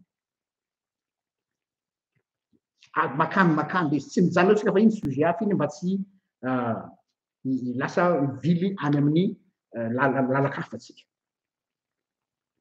Iverenao kely le hoe zava-poana ny zavatra rehetra avy amin'ny Albert Camus teo. D'accord aho amin'ny hevitra voalohany hoe ny fiainana dia absurde. Zany hoe ny fiainana zany de c'est comme ça. Ny fiainana de c'est comme ça. Ary ny izao tontolo zao na ny fiainana eto an-tany le monde n'a pas de sens particulier hoe zao ny hevitry ny zavatra ny passé iny. Hatreo d'accord fa ozytsika tery aloha tery hoe la vie n'a pas de sens fa anjarako ny manisy dikany ny fiainako manoloana ny fiainana entre guillemets tsy misy dikany. Eo am'izay no miditra ny atao hoe providence. Areto tena important be le hoe ny aiza ho aiza ny miditra tsehatr'Andriamanitra. Lay irruption n'Andriamanitra ny fidiran'Andriamanitra tsehatra amin'ny fiainako. D'abord aloha ny atao hoe Dieu c'est un mot vide, un mot creux. Za tsy miresaka an'iny fa Yahvé. Ao amin'ny teny hoe Yahvé de misy ny racine hoe Yah. Amin'ny tétragramme zany Yah, le Yah de hoe lettre. Intéressant be satria ozy izy hoe je suis celui qui est zany hoe lettre. ina zany ambadiky ny entana dia existence intéressant pardon ao amin'ny fototeny ny anarana hoe Yahvé misy an'le hoe Yah de le Yah c'est l'être ary l'être c'est l'existence noho izany ny fiarahako mamindra amin'Andriamanitra no mampisy dikany ny fisiako satria la vie est absurde hozy izy Albert Camus ary manamafy an'izany koa i Kohelet mpitoroteny na Ecclésiaste vanité de vanité tout est vanité zavapoana zavatra rehetra ary zavapoana fa ahatonga ny fiainako misy dikany na misy sens dia hiaraka am'le l'être suprême ao le fiarahako aminy zay zany ka anazava kely aminareo ampifandraisiko zany mialatsiny efa ampifandray kely resaka filôzofia sy théologie miainga avy amin'ny interprétation ny atao hoe mythe de Sisyphe SISYPHE mythe ny tantarain'ny Albert Camus le izy inona io mythe de Sisyphe io i Sisyphe olo zany de voasazan'ireo Andriamanitra angano le izy fa angano tsy fa manona anareo angano mampisaina tsy le namana ihany za fa angano hoe ny angano maso natao entina ampisainana fa tsy natao hitantarana valamaty voasazan'Andriamanitra ireo Andriamanitra hono i Sisyphe dia nanosika an'le vato be rocher be zany ho tonga eny ambonin'ny tendrombohitra de rehefa tonga eny atapo tendrombohitra hono le vato be dia mazava ho azy rehefa tonga eny amin'ny pic dia mikodia avy eny le izy dia mapakatra indray izy de tonga eny ambony de mikodia de mapakatra indray izy zay foana zany zay saziny Sisyphe tamin'ireo Andriamanitra zany hoe une éternelle répétition io zany ny saziny olombelona hozy izy Albert Camus tsy misy dikany fiainan'olona fa ny fiainana eto ambony tany dia monotone zay ny mahatonga le hoe zay zany mahatonga ny olombelona mitady zavatra mitady adrénaline hoe satria le fiainana efa monotone efa routine foana avy amin'le mythe de Sisyphe io dia qu'est-ce que l'homme fait mitady zavatra izy mba hampisy adrénaline dia voafandriky ny zavatra ataony an'izy indray rehefa tsy voafeny le izy fa avela koa ny amin'iny ahoana am'izay zany le hoe sens ny fiainako zany le fiainana zany efa ohatr'izay avakio ny bokin'ny mpitoroteny ny bokin'ny mpitoroteny ilay Kohelet dia milaza hoe zavapoana de zavapoana move zany rehefa mamaky ny bokin'ny mpitoroteny zavapoana de zavapoana de hijanona am'izao ve aza tsia izay ny ilaivako an'Andriamanitra hiditra ao amin'ny fiainako hoe mba hampisy dikany ny fiainako am'izay satria sinon tafiditra ao anatin'le engrenage ilay routine am'izay ahoana ny providence divine ahoana ny intervention n'Andriamanitra zany amin'ny fiainako raha ohatra ka hoe ianao zany ozy anao tsy mino destin za zany ao za personnellement je tsy mino destin noho ireo zavatra rehetrarehetra reo fa tsy hoe tsy mino fotsiny tsy fiteny matsy hoe za tsy mino an'izao de mijanona eo fa ny any ny finoko na tsy finoko de misy argument fa tsy hoe tsy mino fotsiny na mino fotsiny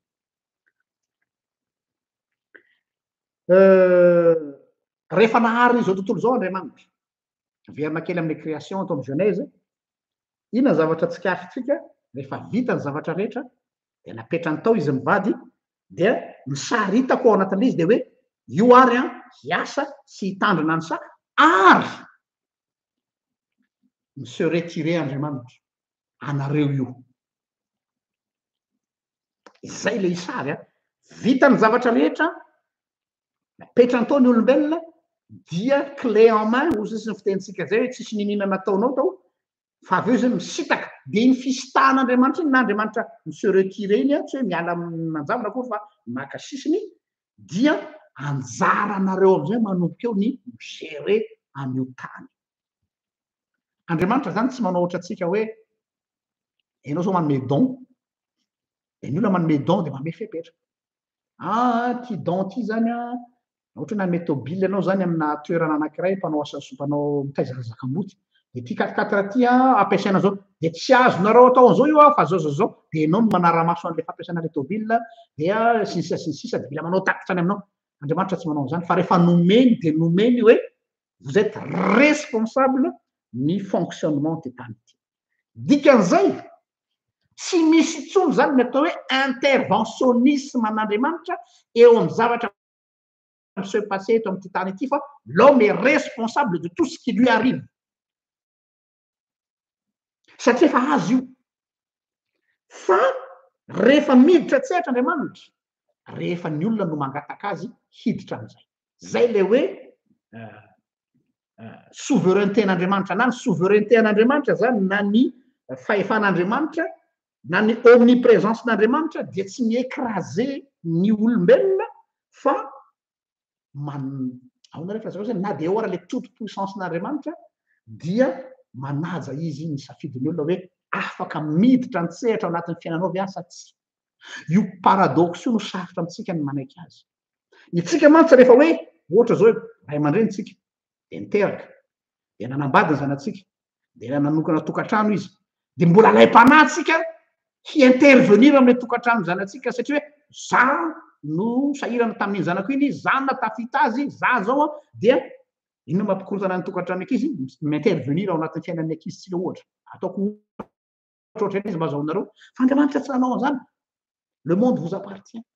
Donc inona tiako atongavana tsy hoe rehefa misy zavatra mitrano zao de hoe avy amin'Andriamanitra misy Andriamanitra non non débrouillez-vous. C'est votre problème entre guillemets. C'est à vous. Ianareo no gérer an'io. Donc je n'ai rien à voir avec les choses qui se passent dedans. Or tsika isaka mitranga de hoe fa maninona no avelan'Andriamanitra isy ny loza ohatra iletsy. Efa nomeny anao io, anjaranao no gérer an'io, anjaranao no manao an'io, responsable anao amin'ny zavatra rehetra mitrano zao fa potak'izay le misy problema le olona nanome an'le Andriamanitra nanome an'le tany na tonga an'io rehetrarehetra io mora kely manipy an'izy any am'lay ohatran'le vazivazy nataon'le namana anankiray tao amin'ny sekoly biblique izy iny le hoe nandeha nitatitra olona avy mivavaka de gratuit ny taritana an'le tondrana an'le olona amin'ny tômobila aterina isa-tokantrano de rehefa manatitra ny olona isa-tokantrano de elabe vao manatitra ny olona isam-baravarana de tratrato andro de nono de mbola avivava ihany le olona naterina hoe zay efa miaritra ato anatin'ny tômobila mbola tsy omenao hanina ihany fa dininao fa efa ianao ane ka tokony andeha tongotra fa noho ny fangoran'le tompon'le tômobila de or nareo ateriko isaky mbaravarana de bien sûr rehefa manatitra olona isam-baravarana de taraiky de rehefa taraiky dia de nonako daholo ka na le tompon'ny tômobila koa raha mba nono de tezerany zareo le tompon'le tômobila fa hoe tsy manome hanina azy. Ohatrohatrazay koa zany ny olombelona hoe efa io ny tany anareo io faites ce que vous en voulez misy pépin fautin'Andriamanitra raha misy Andriamanitra manina avelany misy ny loza sisa ohatrohatrazay le exemple tiako tafinantsika de idirako ohatra le vavaka nampianarin'ny tompo le notre père le hoe atao anie ny sitraponao ety an-tany tahaka ny an-danitra amin'ny teny frantsay izy mazava be hoe que ta volonté soit faite. Izy tsy miteny hoe ta volonté est faite. Que ta volonté soit faite au mode subjonctif. Le soit faite eto zany de hoe miankina amin'ny zavatra maro ny hahatanteraka lay fikendren'Andriamanitra fa tsy automatique.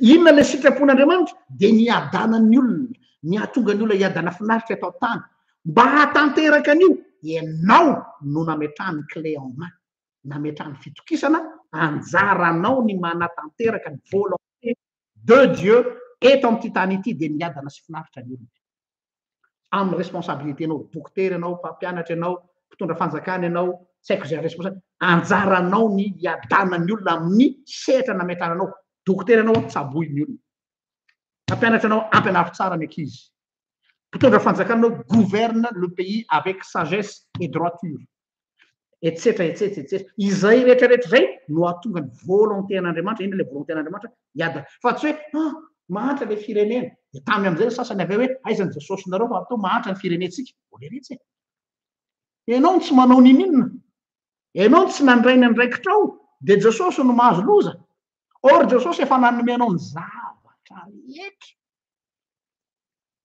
dia ohatran'le olona le tanareo le ohatran'le olona le mialatsika le 4 omena vola na omena fanampiana dia izy omena fanampiana indray aveo no masika hoe kifotsiny ve nomenao ohatrohatr'izay le fihetsitsika. Donc c'est à nous de réaliser la volonté de Dieu. Ina le volonté de Dieu, le bonheur, épanouissement ary contre ny chaos. Za zany no lasa tanan'Andriamanitra mirealiser ny volonté ny eto an-tany. Za zany lasa tongotr'Andriamanitra ho irakiraka hanatanteraka ny volonté. Ina le volonté-n'Andriamanitra mba hisiany bonheur. Fa tsy hoe de miandry an' Jesosy tsika. Zany na tonga anahitra am'izay tsy mba nazoto mihitsy am'ireny hoe vavaka fangataham-pitahiana ho amin'ny firenena reny. Mety ho tsy tianareo zao teniko zao. Andao tsika hivavaka eny Mahamasina fangataham-pitahiana mba ho tafavoaka Madagasikara, mba ho lasa mpanankarena Madagasikara, mba handroso Madagasikara. Fa le kristianina il ne veut pas s'engager. Miandry anao zay Jesosy. Teo Jesosy hoe mon petit, efa nomeko anao daholo zavatra rehetra e. Nomeko betro anao. Nomeko tany ianao, nomeko ny arinan-kibon'ny tany ianao, nomeko ny fahaizany ianao, miasa le ty e. Fa tsy hoe vavaka zay mba omeo mpitondra endry zay Andriamanitra, mba hataovy tonga de misokatra daholo ny lalam-piariana rehetra eto Madagasikara, nefa ianao amin'io matory eo ambony harena. Non. Izay zany hoe ianao mitongotra, ianao mitanana ka raha ohatra qu'Andriamanitra tsy manao n'inona entre guillemets, si Dieu ne fait rien, si Dieu n'intervient pas, c'est parce que tu fous rien. Zay izy. Raha mitena hoe aiza ianao Andriamanitra, de Andriamanitra mamaly anao hoe ary lahy mba aiza. Mora be le hoe aiza ianao Andriamanitra, ianao amin'io tsy te hiditra. Ka zay zavatra zay tsara mba hiverenatsika kely izy. Eo am'ilay hoe providence anteneniko teo, zany hoe ilay atao hoe fidiran'Andriamanitra tsetra, dia déjà io mot providence io dia tsy mot biblique izy io fa mot philosophique. Hitanareo? De lasa misy confusion ao anatin'ny olona. De miandry ny intervention an'Andriamanitra foana ny olona, fa ny olona tsy andray ny andraikiny izy.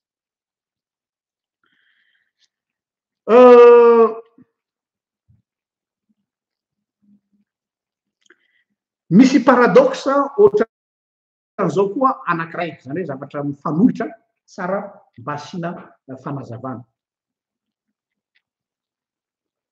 Dieu, Andriamanitra ao anatin'ny heriny rehetra, tompony fahefana rehetra ny an-danitra sy aty an-tany, eo mantsy le problème atsika, Dieu tout puissant. Ao anatin'ny saintsika rehefa hoe Dieu tout puissant, de hoe matory am'izay zany ny kristianina, de Andriamanitra daholo manao zavatra rehetra rehetra. Zay na sasany atao hoe souveraineté de Dieu. Dia rehefa zay noho izy de tokony mandeha ho azy zavatra rehetra. Tsia. Ny fahefan'Andriamanitra rehetra tsy miova, izay na tonga le miteny hoe Dieu propose. Andriamanitra zany proposé Jean-Luc, reto ny fahefako rehetra, saingy ty fahefako rehetra tya dia proposeko aminao fotsiny fa tsy imposeko aminao. Et c'est ça l'amour. Ny olona masina hoe raha tia Andriamanitra de tokony tonga de pam de vita daholo zavatra rehetra. Tsy zany ny atao hoe fitiavana. Ny fitiavana de zao hoe je suis prêt à intervenir à tout moment. Reto daholo ny zavatra rehetra rehetra efa vonona fa tsy mi-imposer. Fa propose. Zay le teniko tary am-boalohany zay mety nanafotona sasany hoe Dieu propose, mais c'est l'homme qui dispose. Zero tsara fa raha ny Madagasikara tsika manana tsara, efa tokony tsika amin'ny première puissance mondiale, c'est pas exagéré. Dieu a déjà tout fait. Dieu a déjà tout proposé. Io le toute puissance efa ao daholo. Nengaran'Andriamanitra Madagasikara. Nareo zay miteny hoe nataon'Andriamanitra manitra, vandry zany, zay no nampidirina anatin'ny lohakelinareo. Tout est là. Fa l'homme dispose. Comment nous avons disposé cette richesse? Nampiasaitsika amin'inona? donc avant hitoravata an'andriamanitra hoe dia nataonao manitra le zay jesosy dia mijaly ane zay malagasy jesosy dia ozy andriamanitra hoe driry zanako andana ampitaho ao amin'ny suisse angeny arenanareo ve andana ampitaho any belgika eto belgika tsy misy afa-tsy chocolat sy labiera tsy haiko inona sisa nefa any suisse tsisy nininona nefa manino izy manan-karena Dieu propose mais c'est nous qui disposons de la richesse de Dieu azonareo am'izay le natonga les citations novaky tary aloha Dieu ne fait pas la pluie et le beau temps dans le sens hoe izy no hanao ny zavatra rehetrarehetra tsy hoe Dieu tout puissant dia izy mistopper le mal nefa ianao manao an'le mal mba sakany loza andriamanitra raha mba haty andriamanitra tokony foaran'andriamanitra dao ny loza eto ambony zao tontolo zao nefa ianao manamboatra arme de guerre mais attends on se moque de qui là mba foany daholo ny loza eto amin'izao tontolo zao foan'ny fankalana nefa ianao mamorika ny vady aman-janakao na ny mamorika ny ray tako aminao ampisavianao andriamanitra ve mitondra anao anao andaotsika ny andadarabe dia am'savio le nitoanao itseriana aminy avant de dire des choses mijereva fitaratra anao qui fait le mal finalement raha mametraka fantanina aminareo est-ce que c'est l'homme ou c'est Dieu andriamanitra ny tokony hiteny aminao hoe ajanony ny ratsy raha olombelona ianareo ihany ane mijaly aminao hoe zany hoe ty an-danitra ty tsisy problème anano kely raha atao zany kotra tokony andriamanitra miteny hoe mba rovi ohatra nitako ry jesosy ao kavananare mba rovinare raha olombelona ty mba hanao tsara mba iadanany tsy hoe mba hatonga an'andriamanitra ho faly tsy hoe nijereka zay jesosy fa zay manao zavatra tsara faly ve anao nonote 18 sur 1 Jésus narena fotona fa ny faniriany jesosy dia hoe rovina mba hanao tsara le malagasy mba hiadanany zay nele izy donc mifamadika le globy tsika ndray tena mba rovina rangahary hanao ny asany or ny tena marina tsika no tsy manao ny tandrifantsika donc lava-be ny teniko fa croire au destin pour moi c'est être irresponsable matory remoka tsara eo amin'ny fa lahatra dia miandry rovina ny Madagasikara no ho sambatra ndry vavaka tsika matoky tsika fa mbola omeny jesosy fitondra endry matoky tsika fa mbola omeny jesosy olona tsy corruptible matoky tsisy zany le tya ianao mitsangana za mitsangana isika mitsangana matory ny vahoaka malagasy dia mbola amtenen'ny olona ko hoe zay tsika tsy afaka ny manoatra donc aza manantena manao ary zatao ampandrina fa na hivavaka maraina atoandro ariva eto tsika tsy isy zany zay le hoe efa nomeko anao la clé anjaranao ny mampiasa azy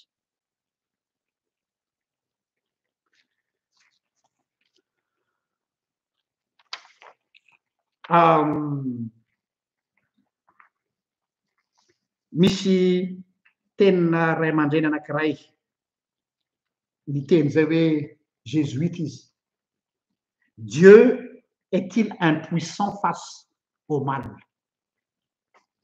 move andriamanitra impuissant manoloana ny zavatra misy satria zay mantsy no voizin'ireo olona tsy mino impuissant ve andriamanitra manoloana ny fahoriana oui zato tsy misalasala amin'ny tena an'izany move andriamanitra impuissant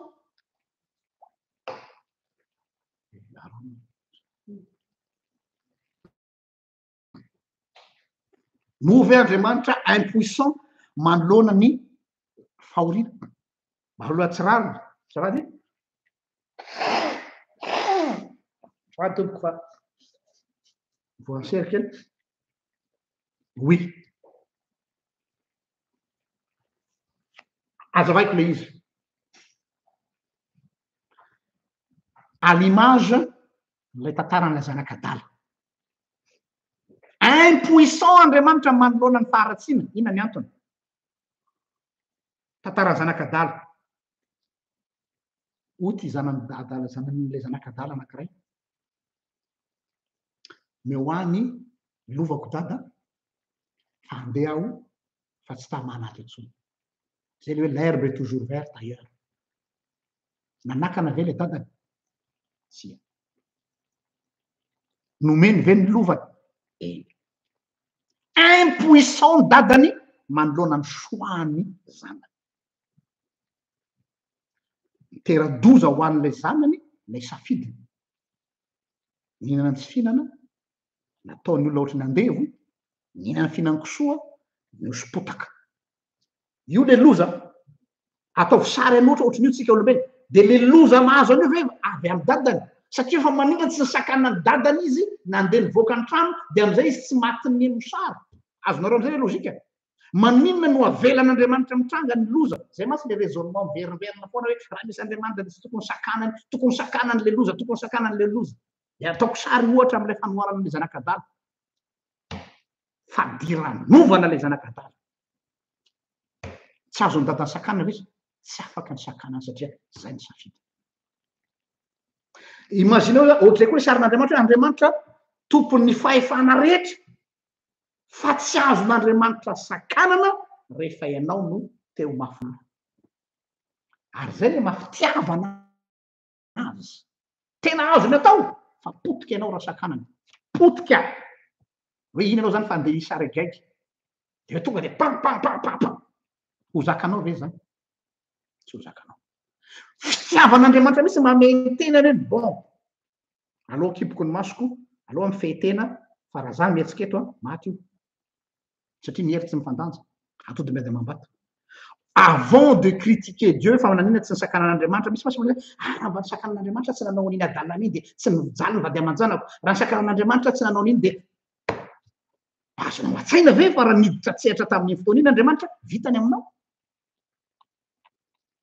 tsy nieritreretinao zay donc le tantaran'ny zanakadala mamaha zay olana zay le niteneko amintsika hoe andriamanitra izay tsy andriamanitra no irestaurer an'ity zao tontolo zao ty andriamanitra tsy hanamboatra zao tontolo zao aza manofy hoe rovina no ataon'andriamanitra lasa mpanankirenina madagasikara tsisy zany rovina madagasikara ao tafavoaka tena mety zakatsika kristiana zao tena tsy isy zany fa ny zavatra ho ataon'andriamanitra dia mirestaurer anao malagasy aloha zay ianao avy eo mirestaurer any madagasikara zay no hisy de ozy izy ny tompo hoe iza no irahako fa tsy hoe amboaro io andriamanitra vavaka zany tsika zao andriamanitra atao ahoana ny anavitra ny madagasikara de ozy andriamanitra za mila anao manaiky ho amboariko ve anao manaiky ho faniko ve anao manaiky ho tefeky ve anao za aza kitikitiana fa madagasikara vonjeo mais c'est quoi ça azonareo ve le raisonnement vonjeo madagasikara asivy bagety mazika ohatra ny Harry Potter fa za aza irahana za aloha petrapetraka tsara eto za tsy te hitraka kafe azy amin'io za avy aloha petrapetraka ato amin'ny coin koato tsy hisy mihitsy zany satria le monde ty tany ity de napetrany tamin'izy mivady de ny fietsena izy mivady nahatonga ny toerana io paradisiaka tenao paradisiaka madagasikara mihetsika ianao ro malagasy fa aza miandry messie le culte du messie ça n'existe pas c'est dans vos rêves Alice au pays des merveilles ary angano maviantitra zany tadidinareo le lalam-panakarena le hoe ina no ataoko maboaka ny fiainana mandrakizay de ozy jesosy hoe fantatrao daholo ny lalàna efa nataoko folo mbola zaza de ozy jesosy de jesosy nijery azy tsara ka tia azy de miteny azy hoe diso zavatra ray aloha ianao amidio ny fanananao de arana satribonahitra ny fiainao inona ny tiany jesosy lazany hoe amidio ny fanananao zany hoe raha atao amin'ny heviny ara-panahy zany de ny hoe raha tianao ny anovan'izao tontolo izao dia tsy maintsy mahafoy ny mombanao ianao tsy maintsy miala amin'ny zone de confortnao ianao tsy maintsy voakitikitika ny mombanao zay vao tafavoaka ny firenenao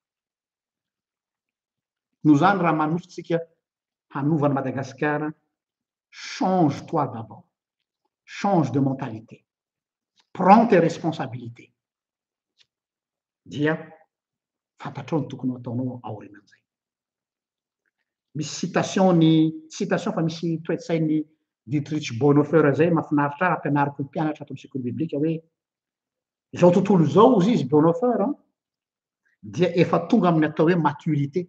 Andriamanitra izy il a tout fait, tout est là. Zao tontolo zao izy efa tonga amin'ny maturité ary le maturité n'izao tontolo zao izy dia fianarana miaina ho responsable sy voatery mila tsony ny autorité religieuse. Zay mitenen'ny Bonhoeffer. Raha vadiko amin'ny teny hafa de izy de zao hoe zao tontolo zao efa eo daholo ny zavatra rehetra. Madagasikara efa eo daholo ny zavatra rehetra, tsy mila mitady lavitra. Miteny an'izany daholo ny spécialiste rehetrarehetra, na économiste, na inona, tout est là.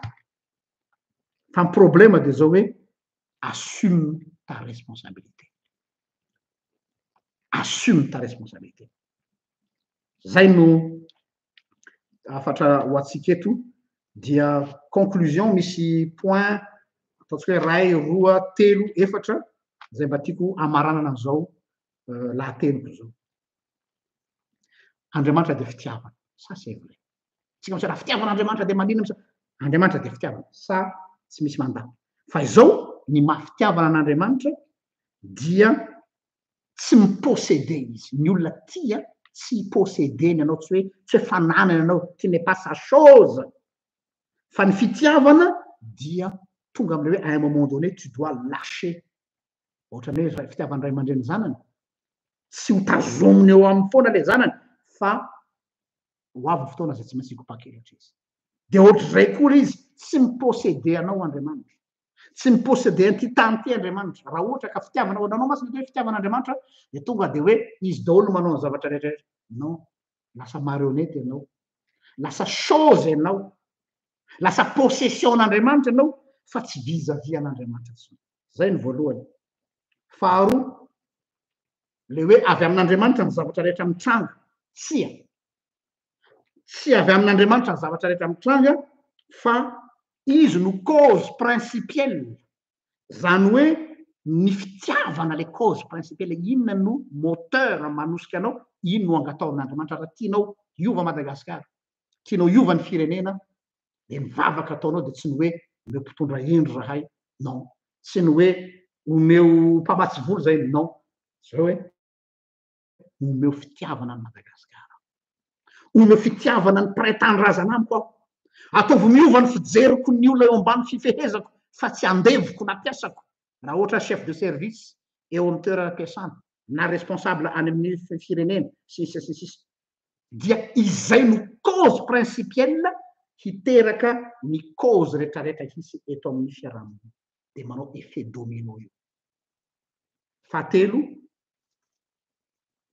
ny finoana hoe ny finoana de tsy hoe rehefa mino an'Andriamanitra de hoe les choses vont s'arranger tout seul. Non, zay le destin zay. Hoe milamina ho azy io. Rehefa manam-pinoana de milamina ho azy. Sia, positivisme filazana zany. Fa vao miteny anao hoe mino an'Andriamanitra de inona no fantaninao voalohany, restaureo zaho Andriamanitra. Atsangano aho. Ao nao sy mantsy an'ny Mosesy. Efa reko ny fitarainany oloko tany Egypte. Ka de nidina aho zao. Arao tsara, fa ng'Andriamanitra na de nidina iny izy de hoe ao la Mosesy mipetraha irery jereo anaovako azy. Raiso ny tehinao. Dana afao ny zanak'Israely. Le Andriamanitra nidina, ay Mosesy no irahana. Fa zao miaraky tsika. Zay ny atao hoe mino. Ary faefatra farany de ty manoloana ny zavatra sarotra, ty côté spirituel am'izay, mila mianatra antsika miangina. Aza maika ny miteny. Zao ngamba ny hevitr'io, zao ny hevitr'Andriamanitra amin'io problème anareo io. Matoa ianareo marary mafy, atsoan'Andriamanitra anao mpiandry anareo. Matoa ianareo manao zao, mila manao décone nareo. Matoa manao zao de mila manao tena bebe koa nareo. Aza manao avocat de Dieu. Il faut apprendre à se taire face à la souffrance des autres. Ary io sarotry io. Sarotry io. Satria tsika te hiteny foana hoe rehefa nodiniako hoe problème an'ireto olo reto tena zao reo. mianara mangina fa izao ny ilain'ny olona ny ilanao ny olona eo anilany ao anatiny ady sarotra ny prezencenao fotsiny dia efa zava-dehibe tsy voatery isokabava ianao ka iteny le hoe azavela alala miantona anao anao hendry rado raha namorona niniry azavela alala ne cherche pas à comprendre sinon tsy maintsy anome fausse réponse ianao ary fausse piste de ao anao zany salamy fahatelo amby roapolo ampamananako azy